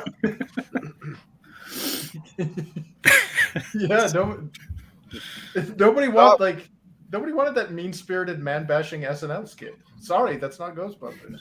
Yeah. Well, I was going to go see Spider-Man. It's worth it, Jens. Yeah. I enjoyed it thoroughly. I took my my stepson to go see it, and we fucking had a great time. Hell yeah. Yeah. Like, I went to see Venom, and so it was all right. Like, it was more of a comedy than action. So yeah, I'm thinking, well, yeah, Spider-Man. It seems like Venom was fun for what it was, but Spider-Man was really good, and it pays so much respect to the other movies as well. Like they hit all the right notes with that movie. Yeah, you'll enjoy it. Yeah. So I saw the Bond film and that, and luckily enough, there was a few reshoots in that where Bond, even though he did get like fucking cocked in a few scenes, where it's like, no, even though you're James Bond, we're going to let the women kick ass in this scene. So sit your ass down. Like, yeah, it had enough good action scenes in it and Bond kicking ass in it that I thought, even though, spoiler alert, he dies at the end, where it's like, fuck. Although, in my mind, he escapes at Ireland, so he's still alive. The last movie for me is Spectre. That's it. They wrapped it up perfectly. There's no need to do this last piece of shit movie. So I didn't see it. I knew it was going to happen, and then we're good. Yeah, I'll tell you something. There is some good action scenes in it. If they'd have got like fucking Bond to get off the island and fucking be sipping martinis, shaking not stared on a yacht with some fucking nice, good-looking European fucking supermodels. Was he slaying Poon? No, but if it got off that island and then started slaying Poon, it'd have been like, oh yeah, well, this film's quite good. I'd be like, yeah. See, I thought, I don't really watch those movies, but I always kind of figured they were like action, B-grade porn. That's what I kind of figured. That. No. The fucking sex scenes in it are shit because you don't see any tit. And that's awful. There is a scene, There is a scene, though. There's two scenes. One scene is you see some tit, but it's on a like, it's on a like a page 3 fucking like pin up, and so even though you see it, it's just a picture. It was like a staple in her belly.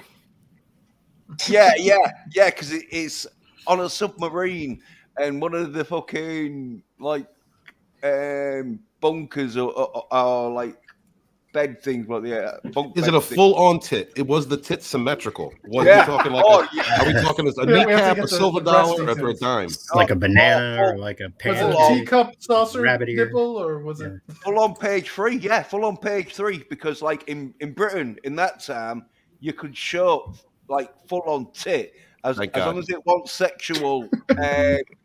As long as no one's sucking it or she won't like rubbing it. Tits are beautiful. They should be everywhere. There's nothing wrong with that. But yeah, go ahead, Jens. Amen, tits. Yeah. You couldn't have no fucking push. They're not sex objects, Yen. You know what I mean? They're not. Okay, they're just boobs. They're not. Those are not genitals. Those are boobs. Why can't we see the boobs? And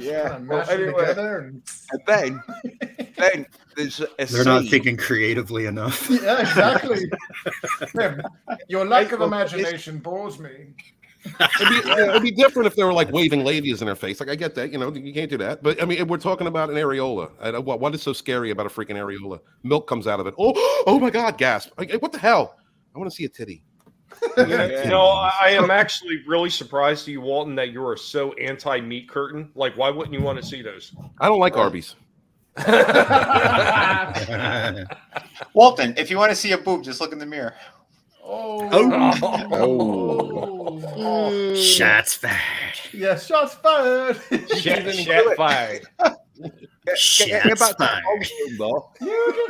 You see half a sort of like tit with a bit of half a nipple in one of the scenes where fucking I forget who it was, but it's one of the female like Bond girls who's wearing one of them silk dresses that's like you give me a hard on, Jens. Keep going. Yeah, and it's just like a stab shot where like you can see if you can pause it right in the right position, you can see sort of like half a breast. You're taking me back to 14.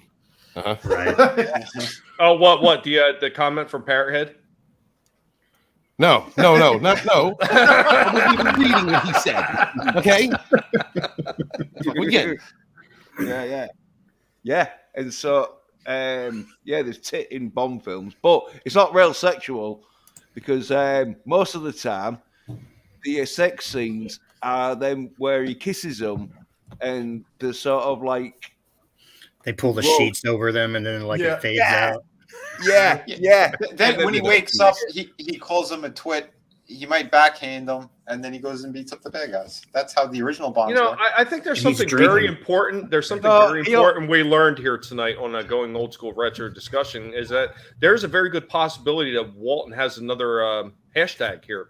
What? The Moob Storian. No. Immortal's already starting. He hashtag moves. Oh no! What the hell, fatty? What the hell, man? It's fat on fat crime.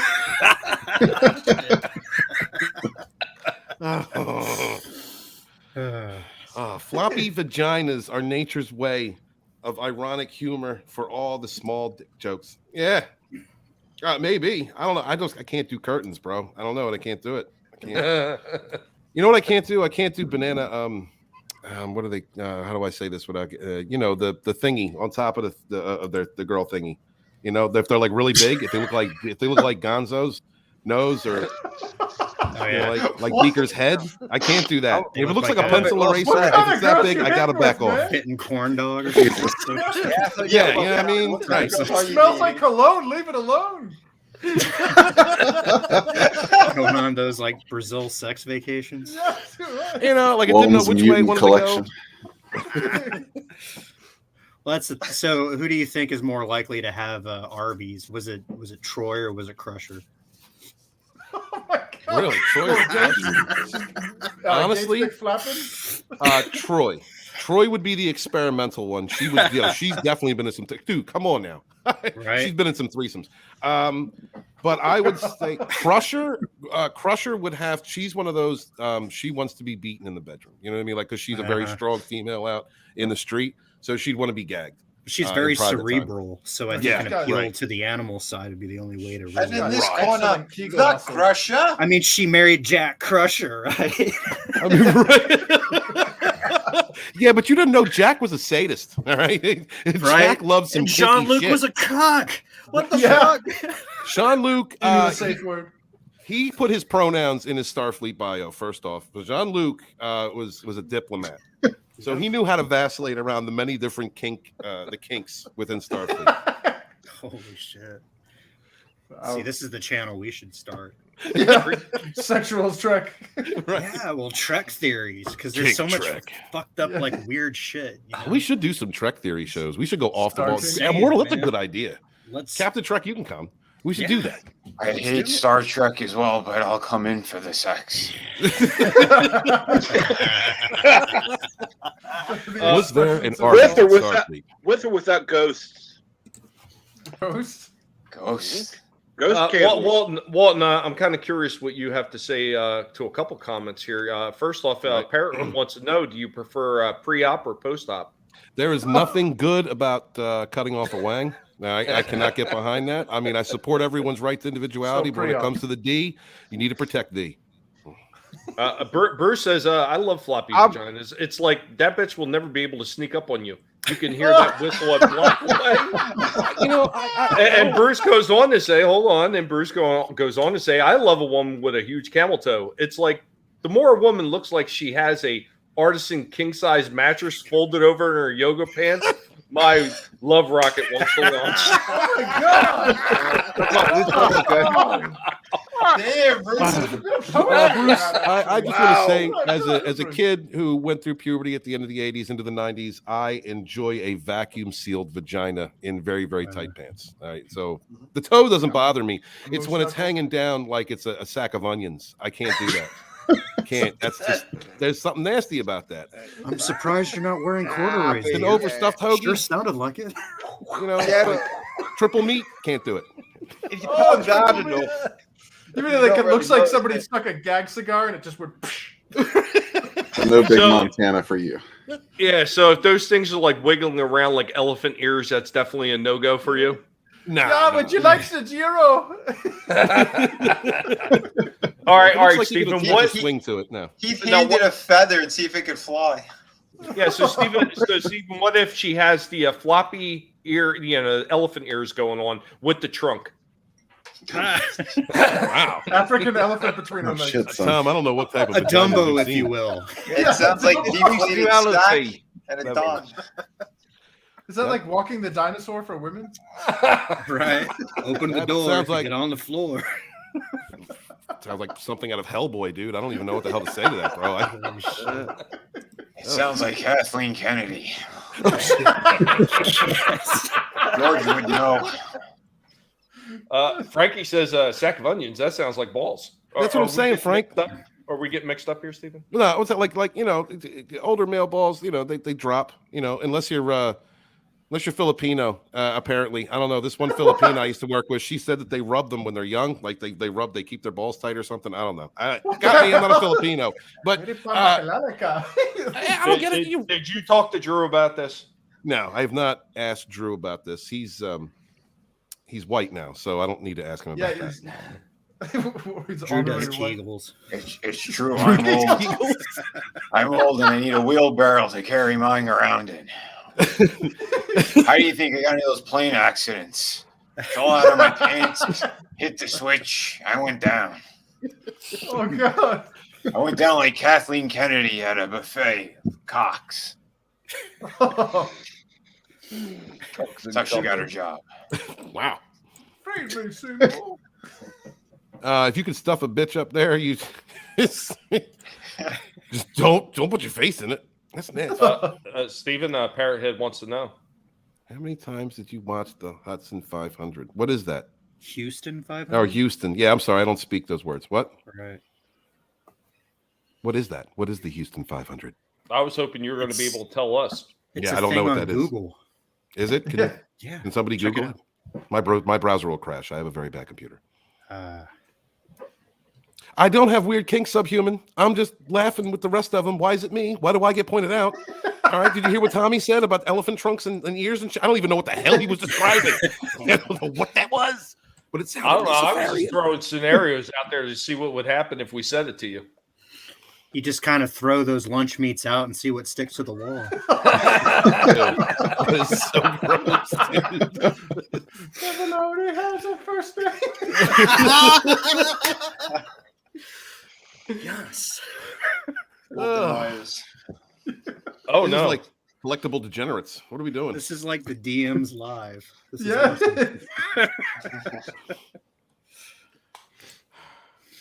TNG is not shit. It had some good stuff in there. I'll be honest with you. When he first said Crusher, like Troy and Crusher, I didn't know if he meant Wesley, and I was going to say, well, You know, I Wesley think was a Wesley bottom. has a vag. Not a He bottom. at least touched it or absolutely. something.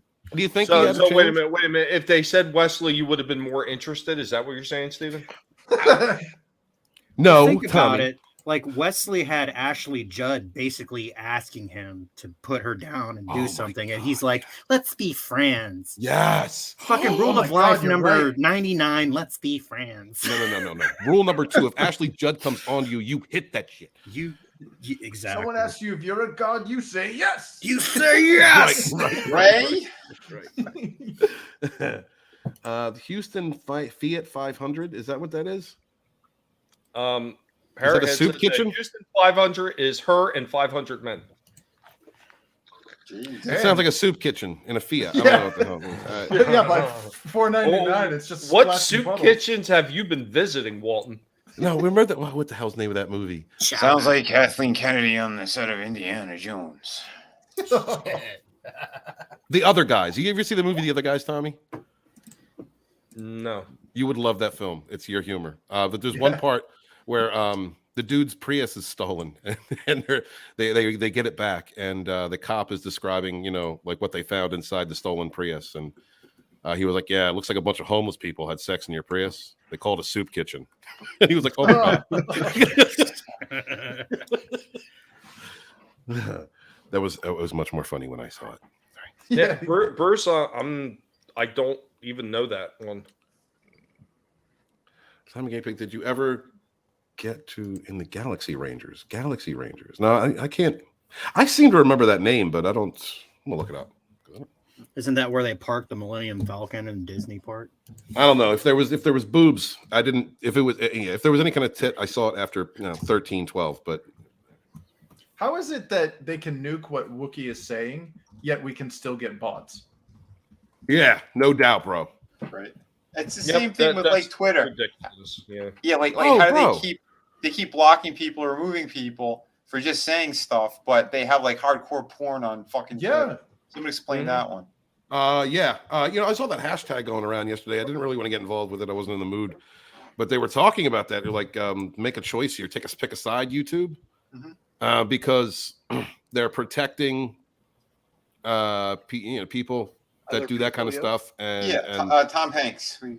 Yeah. A cartographer. Bill Clinton. There you go, Tommy. You remember that, don't you? Adventures I really of the don't remember Galaxy. that one. I remember it. Yeah. Kind of remember that, yeah. Yeah. It almost looks like Brave Star. That's the only one I remember that was like that was Brave Star because my Bravestar, brother was into that, so I remember that. And he had a couple of the figures too. He had like Tex Hex, and he actually had the Brave Star figure itself, which I did find both of them at the house and brought them back. But Yeah, E-Tep played the opening to to on his channel. Oh, is that when he got hit? Yeah, I think so. Yeah, No shit. they nailed him. It's a shame, man. Those 80s cartoon intros were freaking amazing. Yeah, man. Well, see, you got to be smart about that. And like I caught flack for the Voltron one that I did like it was like a month ago or something like that on Going Old School. And yeah, they came after me for that intro.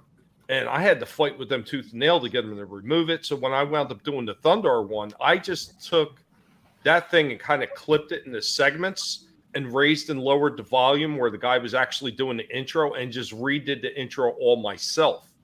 This way to avoid that intro copyright shit because I've made changes to the original intro now. So I had to do that in order to like avoid a freaking copyright claim. I mean, it's absurd. Wow. Like it's just an intro. It's not like it's like a main part of the show or anything like that. Yeah. I mean, you would think that they would look at that as free advertising. Dude, they hit me for 3 seconds of the Batman trailer on mute. What? 3 seconds. That's crazy. And it was muted. Yeah, ridiculous. Tommy, if you cover this, I'll do it with you. It was created by Robert Mandel and the Gaylord Entertainment Company. Oh, yeah. Oh, shit. So this is like a Brokeback in Space? Is that what Yeah, this is Brokeback in Space. I wish I could quit you. It was between 86 and 89. It was sci-fi and Wild West themes. Yeah, it was just like Brave Star. Basically the same thing. It was one of the first anime-style shows produced in the United States. Oh. Was that before Voltron? Voltron was the one that I remember. Right. Well, it was one of produced Well, in the United States. Voltron wasn't produced in the United States though. Yeah, it was originally a Japanese. Okay. Yeah, it was a Japanese anime called Go Lion. Right, and they actually brought it over to the States and they just redubbed it and they re-edited it a little bit. Voltron was so good, Tommy. Another show that wasn't made in the United States and everybody thought was Thundercats. Oh, yeah. Thundercats was a Japanese. That was anime. Japanese. Get out of here. Oh, They sent that over to Japanese artists to create. Well, did you see the first episode of Thundercats? See how it got changed when it came to the States? Yeah, you're right. Giggity. That's how furries were born right there. That first episode. Oh, fuck yeah, dude. Where were the nips? nips? Naked. Oh, no. Where were the nips? All right. Let's see. It says it was done by a Japanese animation studio, Shinsha. Damn. Well, I had some younger kids that I went to school with that were like, yeah, Power Rangers. And I'm like, no, Voltron. Yeah. OG. Aw. Wikipedia's whining right now. It says 98% of people who come here don't give money. Well, that's because you spread bullshit most of the time. All right, Wiki? Maybe it's because of your ass. Stop being such an SJW site. Yeah. They're moaning about it and all, just like the SJWs. Oh, we have a shit product, but you should pay for it. Bruce, it said from 86 to 89. And 1986 to 1989, the show was on there. Yeah, so there you go. I'm looking for nips. All right, what's up? Hi, donde los nipples? You have to go to Pornhub for that. Yeah, not always. Not always. Good movies from the 80s and 70s, 60s, 50s. Anytime before, I don't know, religious people got their panties in a bunch. There was boobs in movies. The Adventures of Baron Munchausen, okay, had tits in it. It's one of my favorite movies. Yeah. I was watching a Charles Bronson film where he's got a boat and like there's some dude knobbing some bird in his boat, and he walks in, but you see some tit in that because you're like, oh, you say, oh, like, oh, like, Jens, there was a little bit of a culture breakdown there. Did you just say some dude was eating peaches out of an ass and then he saw tits? What happened? Sort of, yeah. Okay, all right. I just want to make You sure. see some tit, yeah, it's a Charles Bronson movie. It wasn't so bad. It was a bit like Taken and cross between Commando. Jesus, it's only the biggest goddamn hole in the world.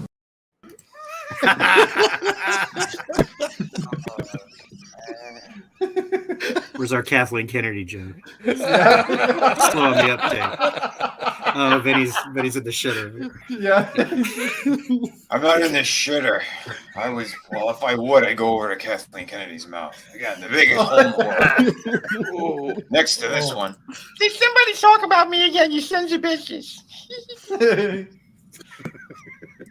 Oh, Captain Power. That brings back memories.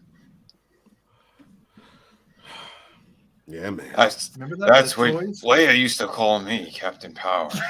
I drill her so hard, I think I gave her brain damage. She put a little force squeeze on you. Oh, yeah. Yeah, like Mary Poppins. Oh, Walton, I just got some good news from our good buddy, Cooper, good old metal runner. Oh, yeah, what'd he say? Tomorrow at 1:30 p.m., he is premiering his late Christmas gift to you. What? Smell it, Walton. What?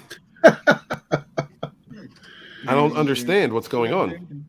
It appears it's a continuation of the same type of video that I just did for you. You did a bit. Whoa. So, yeah, Oh, continuation for the of candle, I told you it was going up on the channel. I told you right after the live stream. I forgot to take that shit down. Holy shit, I forgot to take it down. It doesn't matter if you took it down or not. I clipped it before. I clipped it while it was live, my friend. The Guinea Collective is on duty, my friend. Like, if you want something done, you need something clipped, call us. I'm never going live again. You better, like, I don't know, start like sending your live streams through another country or something like that to try to get like a big delay, because we're catching it. Yeah, I'm catching it all right. Oh, that's a clip right there. You know, no, it's not, Chris. Stop antagonizing. All I wanted to say before you interrupted was that if I could force choke anything, I would masturbate while standing in line. Somewhere. I would do that. Like, would you do that? Would you, if you could, like, force grip anything? What are you talking about? Yeah. If it's a public lad, I think you'll get arrested. Oh my god! I think I need some alcohol. You wait for a bus, you start doing that, you're getting so. He wants to wait in lines and force choke himself while he's masturbating? What is wrong with you? Don't ever go to Disney World ever again. I swear I've only had coffee since I woke up. Yeah, you just had it the wrong way. No, wait. What's right? Hold on. What are you talking about, Tommy? If that's right, Steven never wants to be wrong. Yep. Subhuman, I don't know. The only coffee you done. need piping and a rubber hose. He's what? What did you say?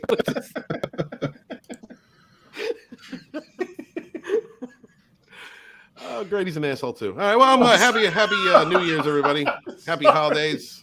I'm sorry. No, don't be sorry. What we do. I think we've been going for 3 hours. I actually got to make dinner for my brother. So Okay, I'm buddy. gonna have to wind this one down. So Thanks for inviting me on. Then. It's all good. no. brother. I'm gonna start off by throwing Chris up there. Make sure to tell everybody about Infinitales. Sweet. Yeah, you can see me on, here on Twitter, Infinitale Comic, or go to infinitalechronicles.com. And we're currently in demand on Indiegogo for Infinitale Chronicles Book 1. Check us out. Awesome. I got that one myself. That one was an awesome book. I can't wait to see what you do next with it. Sweet. And next up, we got Jens. What you got going on, Jens? All right. I'll be doing a live stream tomorrow. Don't know what about and that. And then Wednesday, I'll be doing another sort of movie watch sort of thing where people want to come and watch, they can. But if they don't, I'll just watch it by myself and talk about it.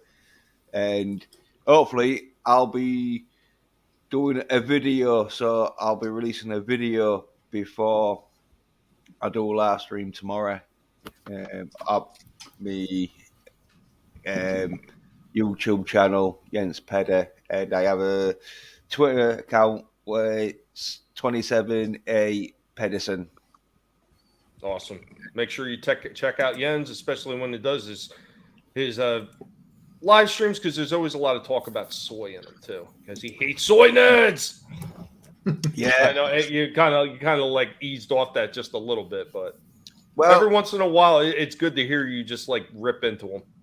Yeah, well, the thing is you've got to like give him a chance, you know, because like if I just keep ripping it into him, even though, as I say, they're still going to be made, because every time, like I was like once like watching shit and like thinking it was shit, but at the time I didn't know that it was going to make me like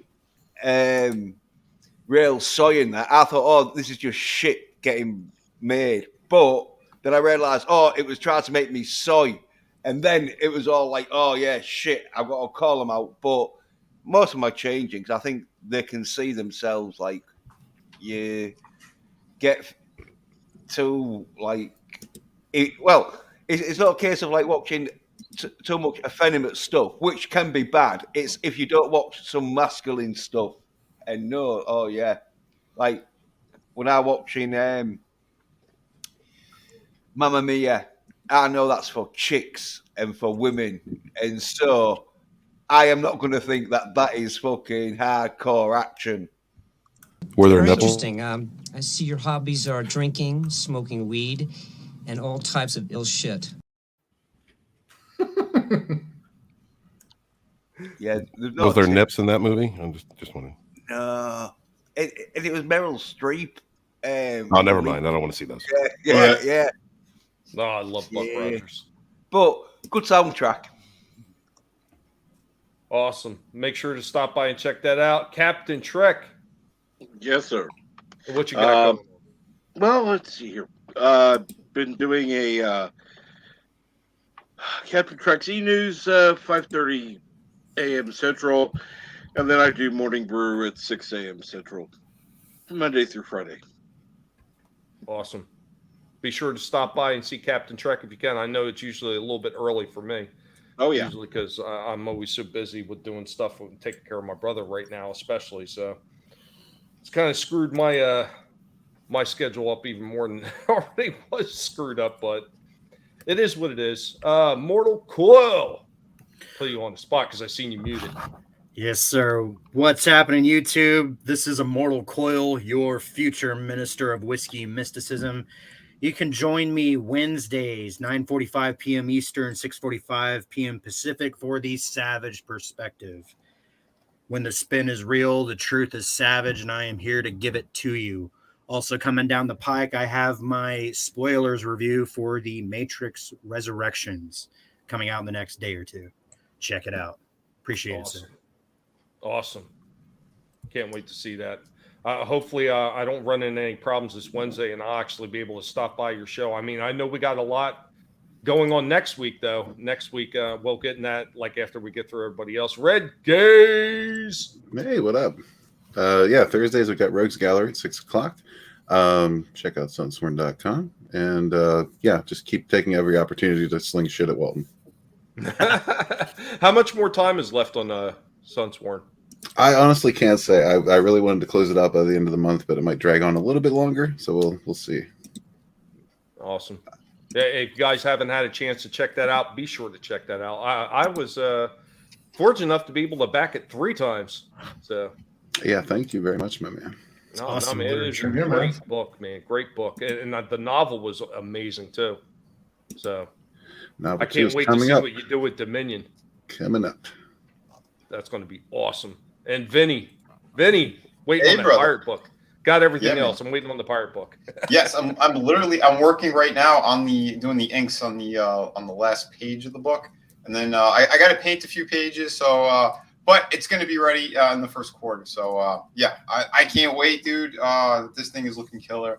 And yeah, if you guys haven't yet, please consider backing and supporting this project. I'm like $2 away from hitting 18K on that, which would be great. I think I'm going to be doing a standee pretty soon as well, at a new tier for the campaign, because I really like what Chris and Rini had done with theirs. So yeah, I think I'll be adding on the campaign pretty soon, in January. But check out my channel. I'm Vinny Art over there. I also accept super chats. I am monetized. As long as you can stay monetized, right? That's right. Let's stay monetized. Well, I just got monetized in October, I think. But anyway, you just put up a new toy review too. I did put up the Rocketeer review. So if you guys want to check that out, that just went up while we were doing the stream. That's why I was a little bit late and a little quiet because I was trying to, get everything situated on that stupid YouTube thing. But we got great stuff. And coming in the new year as well, I think I'm going to be doing some more art classes again. We keep things crazy on Fridays and Sundays. That's when I have my streams. The Friday streams are a little bit earlier in the day. They're about like 5-ish p.m. And then the Sunday ones are like around 8:30. Go check them out. We have a lot of laughs over there. And we'll continue to poke fun at Walton. Absolutely, we will. No, we're not. Absolutely. Yeah, we are. You son of a bitch. No. He's like, I'm coming. He sent me like 6 messages in a row. I was working, I know. And he never showed up. I know, I'm sorry. I was working. I just got caught up. He forgot about my streams when he's writing all the lists out for Rogue. I'm like, look at this guy. Shit, Tommy. Next up, we got Stephen Walton. I am the author, Stephen Walton. Your tree story and the enema story and the ass story and the roofie story and the mid story and what are we going for now? We got a new one in the chat. What was it? The Moob Storian? The Moob Storian. I'm here to stay, people. I'm not going anywhere. I'm victorious. No, I'm just the roofie Storian. Oh man, there's the face of Storian. Hell no. Thank you guys so much for being here. Please remember to put out links or share out links for your favorite 2 or 3 YouTubers. Don't light the candle. Support your independent creators. Share out links for Indiegogo campaigns. Doesn't matter which lunch table they sit at. We have enough room for everybody. We rise together, get it done.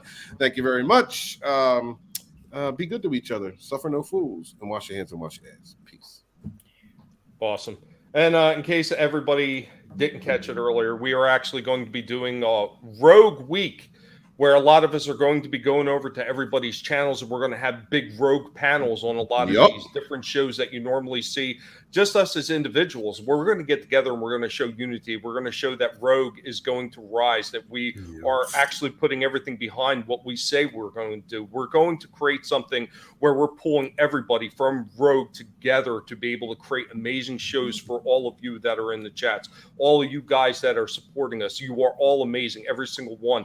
And I know it's not said enough, but you guys are the best chat on YouTube. Thank you to all the people that have been in the chat tonight, moderating for me, throwing links out there. Bone, I'm not creative.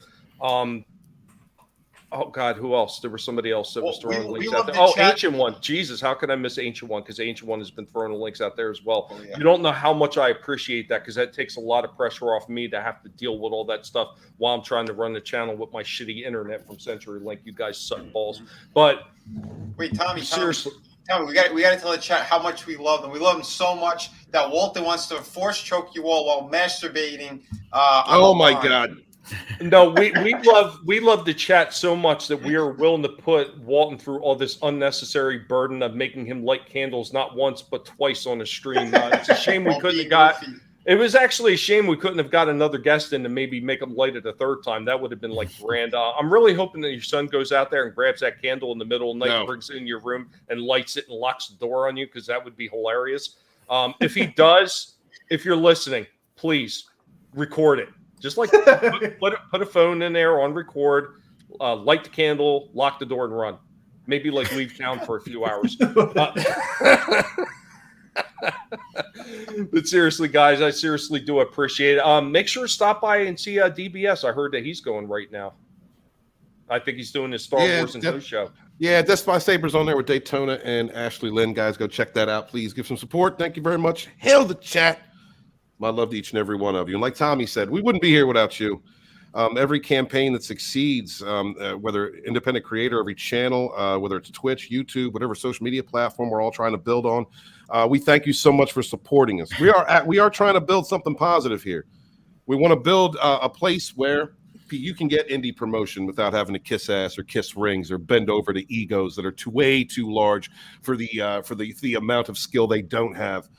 We want to build a place where if you're an indie creator, you can come and you're going to get treated fairly. We want to create a place where we're not here spreading lies, no whisper networks, nobody out here trying to bring you down or defame your character or destroy who you are because we're inner fifis and hurt or insecure. We want to create rogue entertainment. We want to be rogues against the norm. We don't want to be like the SJWs. We don't want to be like those people out there who project their own fears and hatreds upon others, who use whatever meager amount of influence that they have to tear others down, because that is how they think they can succeed. That is not the only way you can succeed. We can do it as individuals, standing unified. We can do it having different opinions, having different friends. We can do it without passing off ultimatums to one another or having to run away scared because they like somebody. We are a whole different breed of people, all of you, and we wouldn't be able to do it without you. Thank you to everybody in the chat. Thank you to everyone out there that we're missed that may be watching this later for supporting each and every one of these rogue channels and every one of the channels that we hang out with. And matter of fact, everybody in our indie sphere. This is what it's about, fighting against the mainstream, fighting in a culture war, no matter what capacity it is, whether you're making indie comic or you're building a YouTube channel. Fighting in this culture war, standing up for the right to have an opinion and the right to be an individual. And that means going against the grain, going against the sheeple out there that are created, not just in the far left, but in all facets of people who live through fear and project their own insecurities upon others because they are hateful and will never grow and become anything more than a troglodyte. That is not why we are here. We're here to support one another in our differences of opinion, no matter where you come from. Support each other as we rise, being good to each other and suffering no fools. And I thank each and every one of you. Hail to my rogue fellowship out there. My love to you. Have a happy holiday and be safe this New Year's. Hell yeah.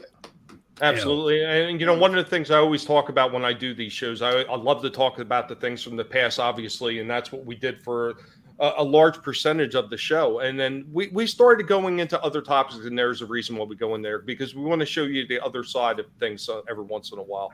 And it's one of the things that we have to do. You got to remember what you're fighting for. So we talk about the things we love, and then sometimes we might get into stuff that we don't like quite as much, because it's important to be able to stand up to these bullies that are trying to tell you that you're an ism, you're a phone, and you can't like this type of material, and we have to destroy it. That's why we have people out there like Red Gaze, Vinny Art, Chris Fisk, Liam, so many other people that are creating amazing works of art right now in the fashion of how we remember our entertainment being. Enjoyable, entertaining, without all the preaching and the politics. That's what we want, and that's what these fine people are giving. Nerium as well. Jesus, Absolutely. How could I miss Nerium? Because that Bonds book was amazing, and I know she's already working on the next one, right, Red?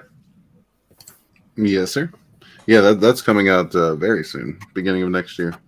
Awesome. I can't wait to see that drop. I'm going to try to be the first one up this time, if I can. But remember, guys, never let anybody tell you what you can and can't say, what you should or should not watch, because your silence gives consent. And I've got a different ending that I'm actually going to end the show with instead of my typical ending. So here we go. Catch you next time, guys. Later. All right. This is where we hold them. This is where we fight.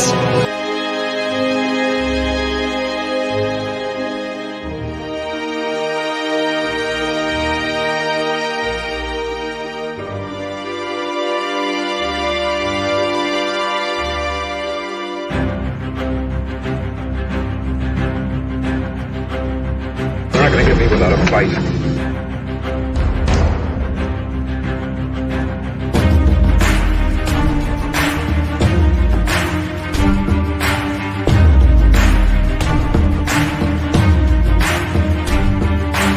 It's not praising anymore. It's not like, oh, look, it's the rogue leader. Everybody, Wes Moody of the West Moody Webcast here. Red Gaze on YouTube, at the Red Gaze on Twitter. I guess I'm the camel toe. I don't know. Anyway, As you see it on screen right now, I'm in the art. of the place to be reviews. Tommy and the Guinea Pig Collective, nibbling off toes. Strange mysteries and hidden histories of the world. What's happening, savages? This is a mortal coil. I am author Stephen Walton, the fandom menace historian, your historian. I am the Patriot journalist, Drew Taylor, aka Supreme Heretic. By taking some time out of our daily lives to sit down and have a little chat. There are, of course, those who do not want us to speak.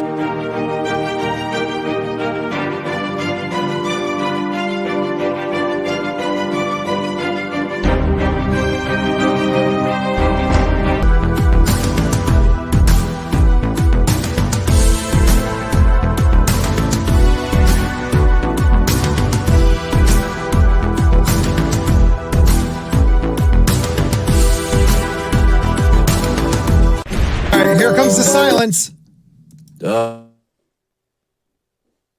What was that? Was that supposed to cover us up? Yeah, I thought it was a bigger picture. It was not. Yeah, we both look like idiots. We really did. All right. We went from 17 down to 8 people after that opening. That was fantastic. Probably because most of them had to go to the ear doctor. I don't know the correct term for the ear doctor.